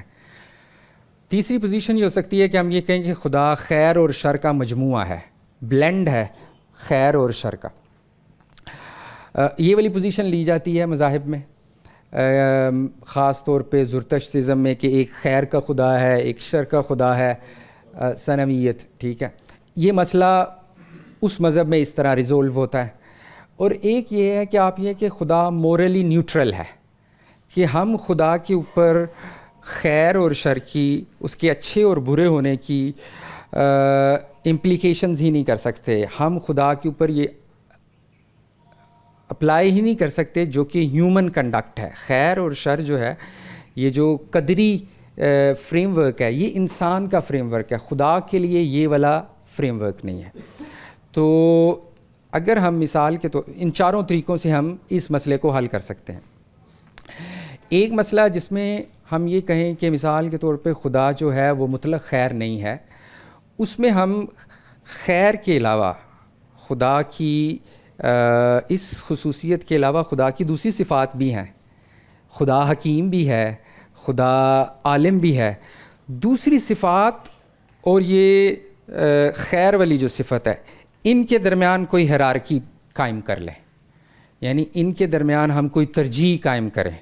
ہم یہ کہیں کہ خدا کی مختلف صفات ہیں, ان صفات میں جو ایک صفت دوسری صفت سے اوپر ہے. مثال کے طور پر خدا کی جو حکمت والی صفت ہے وہ خدا کی خیر والی صفت سے اوپر ہے. تو خدا کی حکمت خدا کی موریلٹی کو گورن کرتی ہے, یعنی صفات خداوندی یا ایٹریبیوٹس آف گاڈز ہیں, اس کو ہم اس کی کوئی ایک ترتیب بنا کے بھی اس مسئلے کو حل کر سکتے ہیں. تو اس طرح لوگ مسائل پیدا بھی کرتے ہیں, اس کے حل بھی ہوتے ہیں. یہ ڈیٹیلز ہیں اس میں مزید. عثمان بھائی, میرا کویشچن ہے کہ ایک بندہ جو ایگنوسٹک فیز میں کنفیوز ہے, وہ اپنا کریٹینل تھنکنگ کرنا چاہ رہا ہے, مطلب کہ وہ ایگزسٹنس آف گاڈ پہ بھی پوائنٹ آف ویو یا لٹریچر اسٹڈی کرنا چاہ رہا ہے اور ایتھیسٹ پہ بھی, تو اس کے لیے کیا وے فارورڈ ہوگا, اس کو کس طرح کا یا کون سا لٹریچر اسٹڈی کرنا چاہیے تاکہ وہ دونوں اسکول آف تھاٹس کو جو ہے نا ان کا ویو پوائنٹ لے سکے اور اپنا ڈیسیجن میک کر سکے؟ بالکل آپ کی سوال سے ہی میں جواب مسار لوں گا کہ بالکل اس کو دونوں طرح کا ہی لٹریچر پڑھنا چاہیے. یعنی اگر وہ اسٹڈی کر رہا ہے کسی خاص پہلو کو, تو اس میں جتنا لٹریچر لکھا گیا ہے اس پہلو سے متعلق, مثال کے طور پر وہ اینتھروپولوجی کا اسٹوڈنٹ ہے, وہ سوشیولوجی کا ہے, وہ natural sciences hard core sciences کا اسٹوڈنٹ ہے, اس میں اسٹڈی کر رہا ہے, یا ایک عام شخص ہے, تو جو بھی اس کو ہر طرح کا مطالعہ کرنا چاہیے. آج کی اس نشست کا مقصد بھی یہ ہے کہ اگر ہم الحاد کے خلاف کوئی تنقید کرنا چاہتے ہیں یا الحاد پر کوئی تنقید کرنا چاہتے ہیں, تو پہلے ہم اس کی تفہیم کو بہتر کریں. اس کی انڈرسٹینڈنگ ہماری جتنی بہتر ہوگی اتنی زیادہ ہم بہتر انداز سے اس پہ تنقید بھی کر سکیں گے. اور اسی طرح تفہیم کے لیے کوئی بھی آئیڈیا ہے اس کی دونوں سائڈس آپ کو دیکھنی ہوگی, اس کے حق میں جو دلائل دے رہے ہیں, اس کے خلاف جو دلائل دے رہے ہیں, اس کے بعد آپ نے اپنا انالیسس کرنا ہے. آپ کے اپنی صلاحیت پہ ہے کہ آپ اس کو, آپ کے اندر کتنی صلاحیت ہے, جو شخص بھی ہے اس کا انالیسس کرنے کی, وہ انالیسس کر کے نتائج تک پہنچے. اگر نہیں پہنچ سکتا تو پھر ہمارے پاس ایک طریقہ یہ ہوتا ہے کہ ہم جو اس موضوع کے ماہرین ہیں, جو اس ڈسپلن کے ایکسپرٹس ہیں, ہم ان کے پاس جائیں اور ان سے رائے لے لیں. ان کی رائے پر بھی آپ اطمینان کر سکتے ہیں. دنیا میں جتنے دوسرے مسائل ہمیں پیش آتے ہیں اپنی زندگی سے متعلق, ہمیں اگر کسی قانون کی سمجھ نہیں آتی تو ہم لائر کے پاس جاتے ہیں. ہمیں اپنی بیماری کی سمجھ نہیں آتی تو ہم کسی ڈاکٹر کے پاس جاتے ہیں. تو آپ ایکسپرٹ کے پاس, آپ اس کے ماہر کے پاس جا کے اس کی رائے لے کے بھی اطمینان کر سکتے ہیں. جی السلام علیکم. اچھا میرا سوال یہ تھا کہ جس طرح ہم نیو جو ایتھیزم ہے اس کی تحریک کو دیکھتے ہیں یا پھر ہراری کو بھی پڑھتے ہیں, اس کے ہاں بھی یہ چیز پائی جاتی ہے کہ جو مونوتھیزم ہے it's the most like dangerous form of religion, اور because it insists upon itself, کہ مونوتھیزم کا یہ وہ ہے مکالمہ کہ میرے علاوہ سارے جو مذاہب ہیں وہ غلط ہیں اور جو ان کو نہیں مانے گا وہ جہنم میں جائے گا, یا اس طرح کر کے. تو اس آرگیومنٹ کو آپ کیسے دیکھتے ہیں, اور اس کی جو مونوتھیزم کے اوپر بیسیکلی جو ایک کرٹیسزم ہے اس کو آپ کس طرح سے دیکھتے ہیں؟ اچھا, اس کو ہراری جس طرح آپ نے بتایا ہے وہ بھی پاپولر لٹریچر لکھتے ہیں, انہوں نے لکھا بھی ہے. یہ والا آرگومنٹ بھی ڈیولپ ہوا ہے کہ جو مونوتھیسٹک ریلیجن ہے وہ چونکہ مشنری ریلیجن ہوتے ہیں. مشنری ریلیجن کا مطلب یہ ہے کہ وہ تبلیغ کرتے ہیں, یا یہ ہے کہ وہ اپنے ورژن آف ریلیجن کو, جو ان کا ہے, وہ عیسائی ہے یا وہ یہودی ہے یا وہ مسلمان ہے, تو وہ اپنے اس مذہب کی تعبیر کو بہتر اور آخری تعبیر سمجھتا ہے اور اسی کو ہی پوری دنیا میں پہنچانا چاہتا ہے. اس کا پھر اسی طرف ہی ہم جائیں گے کہ ہم اپنے موضوع سے ہٹیں گے کہ ہم ججمنٹل ہوں کسی چیز کے بارے میں یا نہ ہوں. تو یہ چونکہ نشست اس طرح کی نہیں ہے کہ ہم اس میں اسلام کے مقدمے پہ, اس کے کئی طرح سے جواب دیے جا سکتے ہیں. کرسچن تھیولوجین اس کے اپنے جواب دیتے ہیں, مسلم تھیولوجین اس کے اپنے جواب دیتے ہیں. تو ہم ان جوابات میں جائیں گے تو پھر ہم ایک نئی بحث میں جائیں گے کہ ہم ایک دفاعی پوزیشن لے رہے ہیں. تو ہم اس گفتگو میں کسی دوسری مجلس میں ہم خدا کے وجود کے دلائل یا مونوتھیسٹک ریلیجن کے صحیح ہونے کے دلائل یا ان میں سے اسلام کے صحیح ہونے کے دلائل یا اسلام کے آخری مذہب ہونے کے دلائل کیا ہیں, پہلے ہم اس پر گفتگو کریں گے اور پھر ہم اس پر کوئی رائے قائم کر سکتے ہیں. تو یہ ہے کہ جو یہ کرٹیک ہے مونوتھیزم کے اوپر, یہ بیسیکلی نیو ایتھیزم کی جو ویو ہے پوری, جس طرح 4 ہارس مین آف ایتھیزم ہم یہ سن رہے ہیں, ابھی بات بھی کر رہے تھے, تو یہ انہی کا سٹینڈ ہے یا پیچھے بھی جو ایتھیزم کی ہم پوری ہسٹری پڑھتے ہیں اس میں بھی مونوتھیزم کے اوپر اسپیسیفکلی کوئی اس طرح کی کرٹیک سامنے تھی ہمارے پاس؟ اس کو ہسٹری میں دیکھنا پڑے گا. یہ ویسے تو ابھی زیادہ پاپولرائز ہے یہ والی بات, لیکن یہ ایتھیزم سے زیادہ یہ جو بگ ہسٹری ہے یا انسان کی جو تاریخ ہے, ٹھیک ہے نا, ہم نے ہسٹری آف آئیڈیاز انسان کی دیکھی ہے, پوری انسان کی ہسٹری پہ کوئی گفتگو ہم نے نہیں کی. جو لوگ اس تناظر میں دیکھتے ہیں چیزوں کو بڑے فریم میں, وہ عام طور پہ اس طرح کے نتائج کی طرف پہنچتے ہیں. اس کے جوابات موجود ہیں کہ ایسا نہیں ہے کہ بھی یہی ایک واحد طریقہ ہے. یہ ان کا ایک ہسٹوریکل انالیسز ہے کہ جو مونوتھیسٹ ہیں وہ زیادہ اگریسو ہیں, مونوتھیسٹ جو ہیں وہ آگے بڑھ کے اپنے آپ کو امپوز کرتے ہیں. ایسا نہیں ہے. اس کا تعلق مونوتھیزم سے زیادہ پاور سے ہے, ٹھیک ہے. صرف مونوتھیسٹک ریلیجن نہیں, جو مونوتھیزم سے ہٹ کے جو انڈیا میں بھی دوسری جگہوں پہ بھی جہاں پہ مونوتھیزم نہیں تھا, جہاں پہ پولیتھزم تھا, جہاں پہ کئی خدا تھے, وہاں پہ جو سلطنتیں قائم ہوتی تھیں, جو پاور کے مرکز ہوتے تھے, وہ یہی کام کرتے تھے. تو ایسا نہیں ہے, اس کرٹیک پہ ایک بڑی کرٹیک یہی ہے کہ ایسا نہیں کہ مونوتھیسٹک ایسا کرتے ہیں, یہ اصل میں پاور کا مسئلہ ہے. اگر وہ سلطنتیں, وہ پاور کے مراکز جو ہیں وہ پولوتھیزم میں ہیں تو وہاں پہ بھی یہی نتائج سامنے آتے ہیں. وہ پولوتھیزم ایک خاص تعبیر ہوتی تھی اپنی آفیشیل خدا کی, آفیشیل گوڈ کی, وہ اس کو بھی نافذ کرتے تھے. یہ صرف مونوتھیسٹ نہیں کرتے. اس کا دوسرا جواب ہے, ہم جوابات کی طرف جانے لگ پڑے ہیں, لیکن میں یہ چاہ رہا تھا کہ ہم صرف تفہیم تک رہیں. اس کا دوسرا بڑا جواب یہ ہوتا ہے کہ آپ کس طرف سفر کرتے ہیں. آپ سمپل سے کمپلیکسٹی کی طرف جاتے ہیں یا کمپلیکسٹی سے سمپل کی طرف آتے ہیں ایک بڑے فریم میں. تو سمپلیسٹی کے ساتھ زیادہ مسئلے جڑے ہوئے ہیں, وہ زیادہ ایزی ہے, یا کمپلیکسٹی کو ہینڈل کرنا زیادہ ایزی ہے. تو مونوتھیز جو پوزیشن ہے وہ سمپل پوزیشن ہے, ایک خدا کی ہے, اس کو ہینڈل کرنا وہ زیادہ سافٹ ہے. جتنا آئیڈیا، جتنی فارمیشنز، جتنے حقائق جتنے زیادہ سمپل ہوں گے، اتنے سادہ ہوں گے، اتنے آسان ہوں گے، اتنے نرم ہوں گے، اتنا ہینڈل کرنا ان کو آسان ہوگا. جتنے کمپلیکس ہوں گے اتنے زیادہ پیچیدہ ہوں گے، اتنا زیادہ ان کو ہینڈل کرنا، ان کو انگیج کرنا مشکل ہے. تو مونوتھیزم اس سینس میں زیادہ ایزی ہے، زیادہ آسان ہے، زیادہ بہتر ہے، زیادہ سافٹ ہے. السلام علیکم سر آپ نے بات کی کہ ہیوم کا یہ کہنا تھا کہ آرڈر جو ہے وہ انٹیلیجنس کے بغیر وجود میں آ سکتا ہے، یعنی اس کا آپس میں کوئی تعلق نہیں ہے.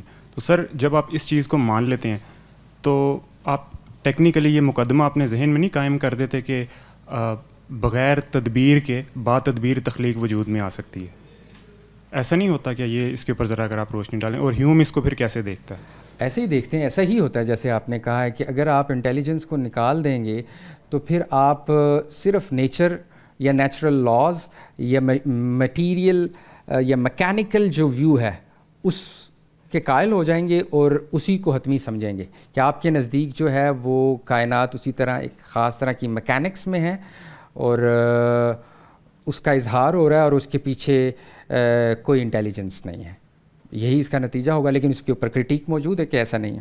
اور ہیوم خود تو یعنی امپیریسسٹ تھے، یعنی وہ جتنا میں نے بھی ان کو پڑھا ہے وہ تجربے اور مشاہدے کو بنیاد بناتے تھے. تو کیا انہوں نے ان کے تجربے یا مشاہدے میں کوئی ایسی چیز آئی تھی جس کی بنیاد پہ وہ یہ کہہ سکیں کہ بغیر تدبیر کے با تدبیر تخلیق وجود میں آ جاتی ہے، یا انہوں نے ویسے امیجنیشن سے مفروضہ قائم کیا؟ نہیں، امیجنیشن سے نہیں. ہیوم کو اگر ہم دیکھیں نا تو وہ یہ کہتے ہیں کہ کچھ چیزیں جو ہوتی ہیں وہ میٹر آف فیکٹس ہوتی ہیں. اس کی جو اپیسٹمولوجی ہے امپیریسزم کی، میٹر آف فیکٹس کا تعلق وہ یہ کہتے ہیں وہ حواس سے، سینسز سے جتنا علم جنریٹ ہوتا ہے تو اس میں تو وہ اس میں آنا چاہیے. ٹھیک، تو لہٰذا میٹر آف فیکٹ وہی چیز ہوگی جو سینسز سے، حواس سے حاصل ہوگی، تجربے سے، مشاہدے سے، اور پھر وہ میٹر آف فیکٹ بنے گی. ٹھیک، خدا کو وہ یہ کہتا ہے کہ میٹر آف فیکٹ والا جو آرگومنٹ ہے وہ ڈیزائن آرگومنٹ ہے کہ یہ ڈیزائن ہمارے تجربے میں آ رہا ہے، یہ دنیا کے اندر آرڈر ہمارے تجربے میں آ رہا ہے. تو اسی وجہ سے ڈیزم والے جتنے لوگ ہیں جو کہ عام طور پہ امپیریسسٹ بھی ہوتے ہیں، امپیریسسٹ اسی آرگومنٹ کو جو کہ اے پوسٹرری آرگومنٹ ہوتا ہے خدا کے لیے، اور وہ ڈیزائن آرگومنٹ ہوتا ہے، اور وہ ڈیزم والی پوزیشن بنتی ہے یا نیچرلزم والی پوزیشن بنتی ہے، نیچرل تھیولوجی، نیچرل ریلیجن سے اسے تعبیر کیا جاتا ہے. وہ اس کے قائل ہو جاتے ہیں کہ ہاں ٹھیک ہے، یہی سب کچھ ہے، شروع میں خدا تھا لیکن اب یہ دنیا اسی طرح قائم ہو رہی ہے. اس پہ کرٹیک کرتا ہے ہیوم. وہ اس کو بھی علل اعلان اس نے ایتھیزم کا اظہار نہیں کیا، لیکن وہ اس پہ بھی کرٹیک کرتا ہے کہ یہ جو آرگومنٹ ہے یہ ٹھیک آرگومنٹ نہیں ہے، کیونکہ یہ اس فریم ورک میں جو امپیریسزم کی اپیسٹمولوجی والا فریم ہے اس میں فٹ نہیں بیٹھتا. اسی وجہ سے وہ اس پہ تنقید کرتا ہے.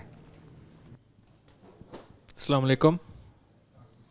اچھا، آپ نے جتنا بھی بتایا ابھی تک ہسٹری کے بارے میں کہ الہاد کہاں سے سٹارٹ ہوا تھا، کدھر سے، اب ایک تو پرانا ایریا ہے جس میں وہ لاجیکل آرگومنٹس دیتے ہیں ہر چیز. آج کل وہ ایک جنزی کا ایریا ہے نا کہ نیا والا، کہ فیشنی طور پہ بھی ایتھیس ہو رہے ہیں. اور پھر میں پچھلے 1 سال سے انٹرویوز دیکھ رہا ہوں ان سب کے جتنے بھی، تو آپ کو نہیں لگتا کہ یہ زیادہ مسئلہ ایموشنل ہے انٹلیکچوئل اور لاجیکل سے زیادہ، کہ ان کی زندگی میں کچھ حادثات ہو جاتے ہیں جس کی وجہ سے یہ کور نہیں کر پاتے یا کوئی ایسا، یہ زیادہ سائیکولوجیکل روح سے آپ اس کو کیسے دیکھتے ہیں کہ وہ جو کاز ہے، ڈیپ روٹ کاز ہے، جو جہاں سے یہ سٹارٹ کرتے ہیں سوچنا کہ نہیں خدا نہیں ہے، تو وہ کوئی ایموشنل معاملہ نہیں ہے؟ ایسا ہے، یہ ایموشنل معاملہ دنیا میں پہلے بھی تھا، اب بھی ہے. اور اس الہاد میں جسے ہم جدید الہاد کہتے ہیں یا جینزی آپ جسے آپ کہہ رہے ہیں، جو ہماری ینگ جنریشن ہے وہ اس سے متاثر ہوتی ہے. اب جو ایتھکس ہے نا، کل پرسوں ڈیتھ ہوئی ہے الیسٹر میکنٹائر کی. انہوں نے ایک کتاب لکھی آفٹر ورچو. وہ یہ کہتے ہیں کہ اب جو ہے نا ورچو جو ہے وہ بڑی طرح سے ریپلیس ہوگی. ہم ان کی ڈیٹیل میں نہیں جاتے ایتھکس کی کہ کیا ہوتی ہے, کس طرح ورچو مختلف ہے. وہ یہ کہتے ہیں کہ اب جو ہے نا وہ مینیجنگ اور تھیراپی والی چیزیں ریپلیس کر گئی ہوئی ہیں بہت ساری ایتھکس کو. تو اب جو ہے چونکہ نفسیات کا علم بھی بہت ڈیولپ ہو گیا ہے, ٹراما پہ, انزائٹی پہ, ڈپریشن پہ گفتگو بہت زیادہ ہوتی ہے, اور کوئی ٹریجڈیز ہوتی بھی ہیں لائف میں. ایسا نہیں ہے کہ زندگی میں زیادہ تر ٹریجڈیز ہیں, دکھ ہیں. تو اب جو ہے نا لوگ اس کو تھیراپی سے ڈیل کرتے ہیں کہ تھیراپسٹ کے پاس جاتے ہیں, یا کوئی مینیجر ہوتا ہے جو آپ کو خاص طرح سے, وہ کسی ایسے شخص کے پاس نہیں جاتا جو کہ آپ کو اخلاقی طور پہ کوئی ایسی اقدار بتائے یا آپ کی اصلاح کرے, یا آپ کا مینٹور ہو جس سے آپ کی اس سے اصلاح ہو جائے, آپ اس دکھ سے, آپ اس تکلیف سے نکلیں, ایک خاص نہج پہ آئیں, آپ کو کوئی آؤٹ وے ملے. تو اس کا پھر نتیجہ یہ نکلتا ہے کہ انسان ریئیکشن میں ایموشنلی پھر خدا کا انکار کرتا ہے. تو یہ ریئیکشن, ایموشن, حادثات یہ افراد کے ساتھ بھی ہوتے ہیں, یہ معاشروں میں بھی ہوتے ہیں, یہ قوموں کے ساتھ بھی ہوتے ہیں, اور ان کی نفسیات پہ اثر انداز ہوتے ہیں. اور آج کے دور میں اس کا نتیجہ یہ نکلتا ہے کہ لوگ الحاد کی طرف جاتے ہیں. میں اس بات سے اتفاق کرتا ہوں. اور دوسری بات جس طرح آپ نے کہی کہ بہت سارے لوگ فیشن کے طور پہ بھی اسے اپناتے ہیں, یعنی یہ ایک انٹلیکچولی سپیریورٹی پیدا کرتا ہے. پتہ نہیں ہوتی یا نہیں ہوتی, لیکن جب آپ کسی چیز کا انکار کرتے ہیں تو آپ کے اندر ایک خاص طرح کی نفسیات ڈیولپ ہوتی ہیں. آپ امپاورڈ محسوس کرتے ہیں خود کو کہ آپ نے ریجیکٹ کر دیا ہے. یعنی تصور خدا تو بہت آگے والی چیز ہے نا. آپ کے پاس کوئی ویسے سائل آئے, آپ اسے ویسے ہی دھدکار دیں نا, تو ایک عجیب سی کیفیت ہوتی ہے آپ کے پاس مانگنے سے علاوہ بھی, کہ آپ کسی پوزیشن میں ہوں اور آپ کے جو تحت کام کر رہے ہوتے ہیں اس کو جب آپ ریجیکٹ کرتے ہیں نا, تو بہت سارے لوگ اس سے لطف لیتے ہیں, محظوظ ہوتے ہیں. یہ آپ کی نفسیات میں ایک خاص طرح کی برتری پیدا کرتی ہے. تو یہ ریجیکشن, خدا کے تصور کی ریجیکشن بھی لوگوں کے اندر یہ انٹلیکچوئل سپیریورٹی کی طرف لے کے جاتی ہے. حالانکہ ڈیٹیل میں انہوں نے ایتھیزم کو شاید کبھی نہ پڑھا ہوگا, نہ سنا ہوگا, نہ سمجھا ہوگا, اور دوسری طرف کو بھی نہیں دیکھا ہوگا کہ جس طرح سم ٹائم ایسا بھی ہوتے ہیں کہ انسان بڑا جلد باز ہے. انسان ایک بات سنتا ہے فوراً متاثر ہو کے ڈیسیجن لے لیتا ہے. تو آپ کوئی ایک ڈیبیٹ دیکھیں گے, آپ کوئی ایک گفتگو دیکھیں گے, کوئی خاص آرگومنٹ سنیں گے, تو آپ پھر اسی کے قائل ہو جائیں گے, آپ دوسرے سننے کی زحمت ہی نہیں کریں گے. تو یہ بھی انسان کی نفسیات کا مسئلہ ہے کہ وہ جلد باز ہے, وہ ایموشنل ہے, وہ سٹائل پسند کرتا ہے, وہ جلد باز ہے. اس وجہ سے بھی لوگ الحاد کی طرف متوجہ ہو رہے ہیں اور متاثر ہو رہے ہیں. السلام علیکم. جس طرح آپ نے بڑی جو ہے وہ ترتیب وار جو ہے وہ ہسٹری بیان کی, تو اسی ہسٹری کا ایک حصہ ہے آپ کو, یعنی اب اگر ہم یعنی تقریباً 80s کی دہائی میں چلے جائیں غالباً, تو جب سائنٹسٹ نے یعنی ایٹم, پھر اس کا جو ہے نا الیکٹران, پروٹون, نیوٹرون تک, جب صرف ابھی ایک کوانٹم فزکس نہیں آئی تھی, تو وہ سمجھ گئے کہ یعنی ان کے مطابق جو ہے تھیوری آف ایوری تھنگ جو ہے نا, اصل میں اب فزکس میں اور کوئی ڈسکوری ہمیں کرنی, اب یعنی ہبل ٹیلیسکوپ چلا گیا ہے, ہم نے نیوکلیس کو تک کچھ سمجھ لیا ہے, اب اس کے علاوہ کوئی ڈسکوری رہ نہیں گئی. اب یعنی اب اور کوئی چیز, تھیوری آف ایوری تھنگ انہوں نے یعنی کہہ دیا, بوریا بستر انہوں نے باندھ لیا تھا فزکس کا.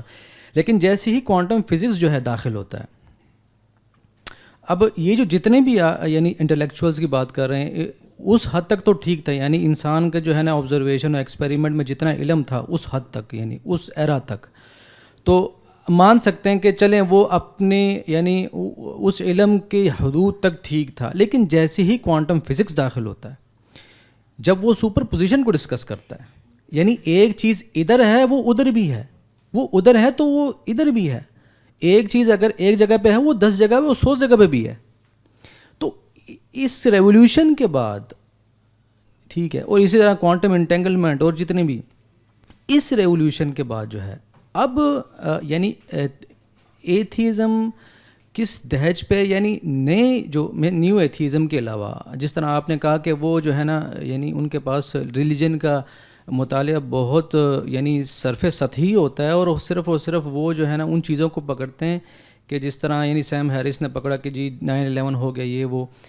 سوال یہ کہ جو ریئلی یعنی جو کہ یعنی اکیڈمکس ہیں اور ریئلی جو کہ سیریسلی جو انہیں دیکھتے ہیں یعنی ایتھیزم کو، ان کا کیا نظریہ ہے اب اس کوانٹم؟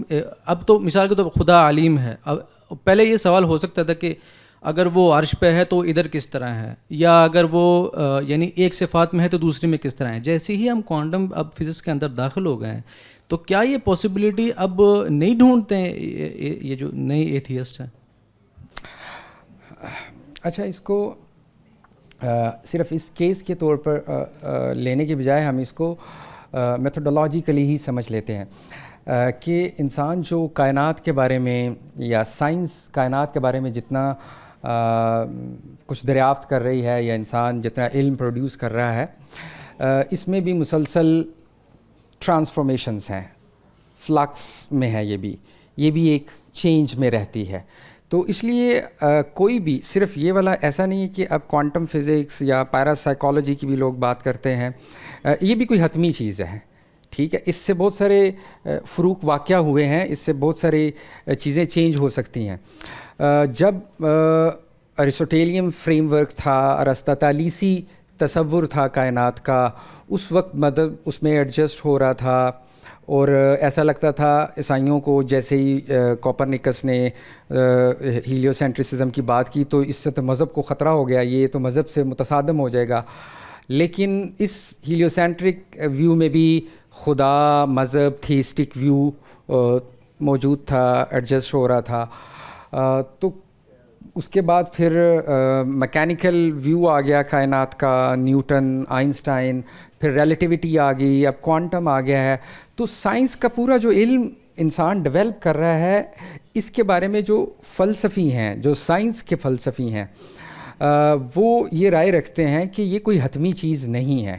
یہ جتنے بھی قوانین ہیں، یہ جتنے بھی سٹرکچر بنتے ہیں، یہ سٹرکچر جو ہیں یہ ٹوٹتے ہیں. تھامس کوہن مشہور سائنس کا فلاسفر ہے، وہ یہ بتاتے ہیں کہ یہ پیراڈائم شفٹ ہوتے ہیں. ٹھیک ہے، ایک نارمل سائنس چل رہی ہوتی ہے اور چیزیں اس کے مطابق چل رہی ہوتی ہیں، پھر یہ کوئی انوملی پیدا ہوتی ہے اور پھر وہ ایڈجسٹ نہیں ہوتی، اور پھر ایک ریولوشن آتا ہے اسی سٹرکچر کے اندر، اور پھر پیراڈائم شفٹ ہو جاتا ہے. تو یہ پیراڈائم شفٹ ہو رہے ہیں، ہوتے رہیں گے. یہ انسان جو ہے، یہ انسان کا علم ہے، اور یہ انسان کے بارے میں کائنات کا علم ہے.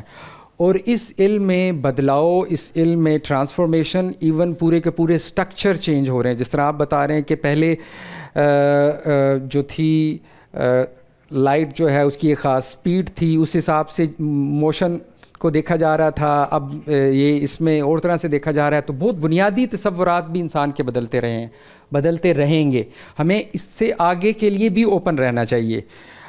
مین چیز ہے کہ مذہب ان سب چیزوں میں کہاں سٹینڈ کرتا ہے، یا ہم مذہب کو کس طرح انٹرپریٹ کرتے ہیں، کس طرح ایڈجسٹ کرتے ہیں. ایڈجسٹ کرنے میں شاید لگے کہ یہ اپولوجیٹک کوئی پوزیشن ہے، ہم اپولوجیٹیکلی پوزیشن لیے بغیر بھی مذہب کو سٹینڈ کر سکتے ہیں، مذہب کو انٹرپریٹ کر سکتے ہیں، مذہب کے بیانیوں کو پیش کر سکتے ہیں. تو ان کی ہمیں سپورٹ کی ضرورت نہیں رہے گی ہر وقت، اور نہ ہی ان کی مخالفت کا خوف رہنا چاہیے ہر وقت. میری یہ رائے. ابھی جو آپ نے پورا ایک ہسٹری کا بھی اور آرگیومنٹس بھی کسی حد تک آپ نے دیے، اس میں جو مجھے بالکل سطحی سے لیول پہ فیل ہوتا ہے کہ جتنا بھی ایتھیسٹ انکار کر رہے ہیں وہ مذہب کے یا کوئی صفاتی خدا کا انکار ہو رہا ہے. Ultimate creator from the beginning کا انکار نہیں ہو رہا. مطلب وہ کچھ نہ کچھ کسی نہ کسی لیول پہ کریشن کو تو مان رہے ہیں. اگر آپ کی بات میں نہ آیا ہو تو جنرلی جو ہم سنتے ہیں یا پڑھتے ہیں تو اس میں ذکر ہوتا ہے. تو اس کا مطلب ہے کہ اگر یہ میری بات ٹھیک ہے تو ایتھیزم خدا کا انکار تو سرے سے ہے ہی نہیں، وہ تو مذہبی یا مورل خدا کا انکار ہے. تو اس میں سے فائنلی کس پوزیشن پہ کھڑے ہیں لوگ؟ ہاں بالکل، یہ جس طرح کی آپ بات کر رہے ہیں، جو اینتھنی میں نے آپ کو بتایا ہے، انہوں نے جو 50 سال ایتھیسٹ رہے اور 50 سال اینٹی تھیسٹک رائٹنگس انہوں نے پروڈیوس کیں، اور اس کے بعد اس پوائنٹ کو یہ ایک پرانا مسئلہ بھی ہے بگننگ والا، کہ بگننگ کو ہم کس طرح دیکھتے ہیں. اس پہ مختلف آرگومنٹس ہیں ہماری تاریخ میں، کرسچن تھیولوجی میں بھی جو بگنر والا آرگومنٹ ہے. کاز اینڈ ایفیکٹ میں بھی یہ والا مسئلہ رہتا ہے کہ اینڈ والی جو ہے وہ کاز کس طرح ہم ایکسپلین کریں گے. یعنی الف کاز کر رہا ہے بے کو، بے کاز کر رہا ہے پے کو، پے کاز کر رہا ہے ٹے کو، یا اے بی سی ڈی کوئی بھی آپ ترتیب بنا لیں. تو یہ کاز اینڈ ایفیکٹ کا ایک سلسلہ ہے. پھر اس کی ایک چین بن رہی ہے، ٹھیک ہے نا. اے بی سی ڈی بھی ہے، ایک دوسرے کو یہ افیکٹ کر رہے ہیں، اور ان کی ایک چین بھی ہے. اس چین کی جب تک کوئی بگننگ نہیں ہوگی، اس چین کی کاز کیا ہے، یہ چین بن رہی ہے یا نہیں بن رہی. بہت ایبسٹریکشن پہ ہے یہ آرگومنٹ کہ یہ چین بن رہی ہے یا نہیں بن رہی. اگر وہ چین بن رہی ہے تو اس چین کا کاز کون ہے. اگر اس کی کوئی انتہا نہیں ہو رہی تو وہ چین نہیں بن سکتی. یعنی ایک طرف تو یہ ہے کہ وہ جاتے جائیں کوئی انتہا ہی نہیں ہوگی، تو بھی یہ بات ممکن نہیں ہے، یہ بات محال ہے کہ یہ لا انتہا جائے، کیونکہ بگننگ تو ہے، ہم موجود ہیں، چین بھی ہے، تو اس لیے یہ لا منتہا نہیں ہو سکتی. اور دوسری طرف منتہا ہے تو اس چین کے لیے کوئی الٹیمیٹ ہمیں کوز چاہیے ہوگی. ایک یہ پرانا آرگومنٹ ہے. اور دوسرا یہ جو اینٹنی ہے وہ یہ کہتے ہیں کہ دیکھیں آپ کوئی بھی سسٹم بنا لیں، ویلیوز کا یا علم کا یا کسی بھی چیز کو ایکسپلین کرنے کا، جو بھی ایکسپلینیشن کا سسٹم ہوگا وہ سسٹم اپنے آپ کو ایکسپلین نہیں کر پائے گا. یعنی وہ اینڈ پہ جا کے آپ اس سسٹم کو کیسے ایکسپلین کریں گے. وہ سائنٹیفک سٹرکچرز بنا لیں آپ، وہ فلسفیانہ نظام بنا لیں آپ، جو بھی نظام بنائیں گے کسی بھی چیز کو ایکسپلین کرنے کا یا کائنات کو ایکسپلین کرنے کا، وہ ایکسپلینیشن کا جو سسٹم ہے وہ اپنے آپ کو ایکسپلین کرنے سے آری رہے گا. تو بگننگ والا سوال یہ ابھی تک حل نہیں ہو رہا یا نہیں ہوا، یہ اپنی جگہ باقی رہتا ہے. ہاں، اس سینس میں دیکھیں وہ یہ کہہ دیں گے کہ اس سے کوئی مسئلہ نہیں آتا. یعنی وہ یہ کہتے ہیں کہ سم تھنگ نتھنگ سے ہوتی ہے. یعنی وہ اس طرح کے کئی دوسری پوزیشن لیتے ہیں. ہم ان آرگومنٹس میں ہمارے پاس اتنا ٹائم نہیں ہے کہ اس میں وہ کیا پوزیشن لیتے ہیں، تو فی الحال ہم اس کو جنرلی یا ایک کمپریہنسو طریقے سے دیکھ رہے ہیں، ورنہ اس میں پوزیشن لیتے ہیں. استاد گرامی فرماتے ہیں کہ الہات کا کوئی مقدمہ نہیں. آپ کے نزدیک کیا الہات کا کوئی مقدمہ ہے؟ اچھا، میں غالندی صاحب کی اس رائے سے متفق نہیں ہوں کہ الہات کا کوئی مقدمہ نہیں ہے. اس کا کیا مطلب ہے؟ ایک تو یہ جیسے اسامہ بھائی نے یا غامدی صاحب اس کو اس طرح ایکسپلین کرتے ہیں کہ بھی کائنات کا خدا ہے یا کائنات کو خدا مان لیں، ٹھیک ہے نا. اس بنیاد پہ وہ یہ کہہ رہے ہیں الہات کا کوئی مقدمہ نہیں ہے. مجھے اس سے اتفاق نہیں ہے. اس کی وجہ یہ کہ یہ ٹھیک ہے، یہ ایک میرے نزدیک یہ ایک نائیو انڈرسٹینڈنگ ہے ایتھیزم کی، یا یہ ایک بہت جنرل سٹیٹمنٹ ہے. یہ ان کی اپنی فکر کے نتیجے کے طور پہ تو بات ٹھیک ہو سکتی ہے، لیکن اس کو اگر ہم ڈیپلی ڈگ آؤٹ کریں گے چیزوں کو، تو مقدمے ہونے کا مطلب یہ ہے کہ ان کے آرگومنٹس وہ خدا کا انکار کر رہے ہیں، اور اس کو وہ خدا کا انکار ہے یا نہیں ہے یہ آپ کے نزدیک ہو سکتا ہے کہ وہ خدا کا انکار نہ ہو، لیکن وہ خدا کا انکار کر رہے ہیں. وہ خدا کا انکار یہ کہہ کے کر رہے ہیں کہ ہم خدا کا انکار کر رہے ہیں، تو لہٰذا ان کا مقدمہ ان کے نزدیک ہے.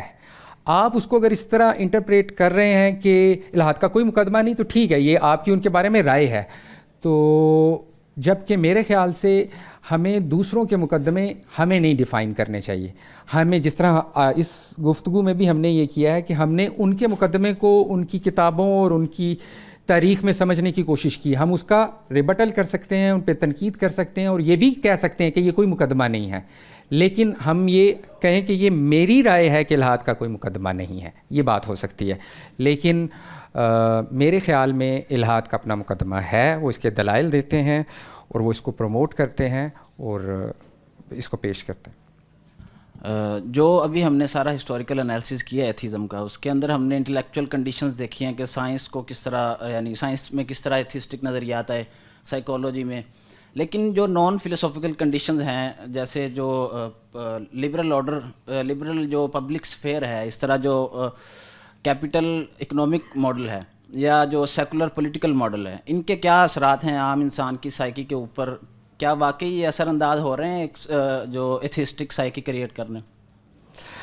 ہاں بالکل یہ ہوئے ہیں. اس میں خاص طور پہ 19ویں صدی میں جب الحاد کارل مارکس نے جب خاص طرح کا نظریہ پیش کیا, اور اس کے بعد جب کمیونسٹ ریاستیں وجود میں آئیں, تو اس میں الحاد وہ صرف ان کا ایک جملہ صرف اس معنی میں کافی نہیں ہے, وہ اوپیم آف آل پیپل, اس کے پیچھے پورا ایک ایلینیشن کا تصور ہے. جس طرح ہم نے بات کی تھی کہ وہ فیورباخ نے پہلے ریلیجن کو ایلینیشن سے جوڑا ہوا تھا, کارل مارکس بھی ان سے متاثر ہوئے, اور پھر ان کی افکار سے متاثر ہونے والے جنہوں نے بعد میں ریاستیں قائم کی, ہم نے چین میں بھی دیکھا ہے, ہم نے روس میں بھی دیکھا ہے, ہم نے یہ جتنی بھی ان کے انڈر ریاستیں تھیں, کرغزستان, قازقستان, یہ ساری, ان میں عام لوگوں کی سائیکی پہ صرف اس وقت نہیں, آج بھی آپ ان علاقوں میں جائیں تو آپ کو وہ اثرات نظر آئیں گے. تو اس نے اثرات, ریاست جو ہے وہ اثرات پیدا کرتی ہے اور کیا ہے. اور اس کے علاوہ جو سیکولر تھاٹ ہے, کیپٹلسٹ تھنکنگ ہے, ہیومنزم ہے, انہوں نے بھی سیکولر یا پھر اس کے بعد انلائٹنمنٹ تھنکرز نے ایک خاص طرح کا ورڈ ویو پیش کیا جس میں مذہب ریڈیوس ہوتا رہا یا کارنر پہ جاتا رہا, یا اب بھی جاتا ہے, ٹھیک. اور اسی وجہ سے جو لوگوں کی نفسیات ہیں وہ اس سے متاثر بھی ہوتی ہیں. لیکن مکمل ڈینائل کی طرف جانے کے لیے وہ پھر کچھ اور چیزیں بھی درکار ہوتی ہیں. لیکن اوورآل انسان کی نفسیات پہ مختلف آئیڈیالوجیز کا اثر ہوتا ہے. ایسا نہیں ہے کہ یہ آئیڈیالوجیز جتنی بھی ہیں یہ ویلیو نیوٹرل ہے, یہ لیڈن ہوتی ہیں. وہ جتنی بھی مغربی افکار ہیں, وہ سیاسی افکار ہوں, وہ فلسفیانہ افکار ہوں, ان کی اپنی ویلیوز ہوتی ہیں. ان کی بنتر میں ودن کہیں نہ کہیں کچھ نہ کچھ انکلینیشنز ہوتی ہیں. وہ مذہب کی طرف ہوں گی, وہ مذہب کی خلاف ہوں گی, وہ مذہب کو کارنر کرنے والی ہوں گی, اور وہ پھر ان اثرات, ان آئیڈیالوجیز اور ان آئیڈیاز کو ماننے والوں کی نفسیات پہ بھی اثر انداز ہوتے ہیں. بہت شکریہ جی آپ سابق احباب کی تشریف آوری کا.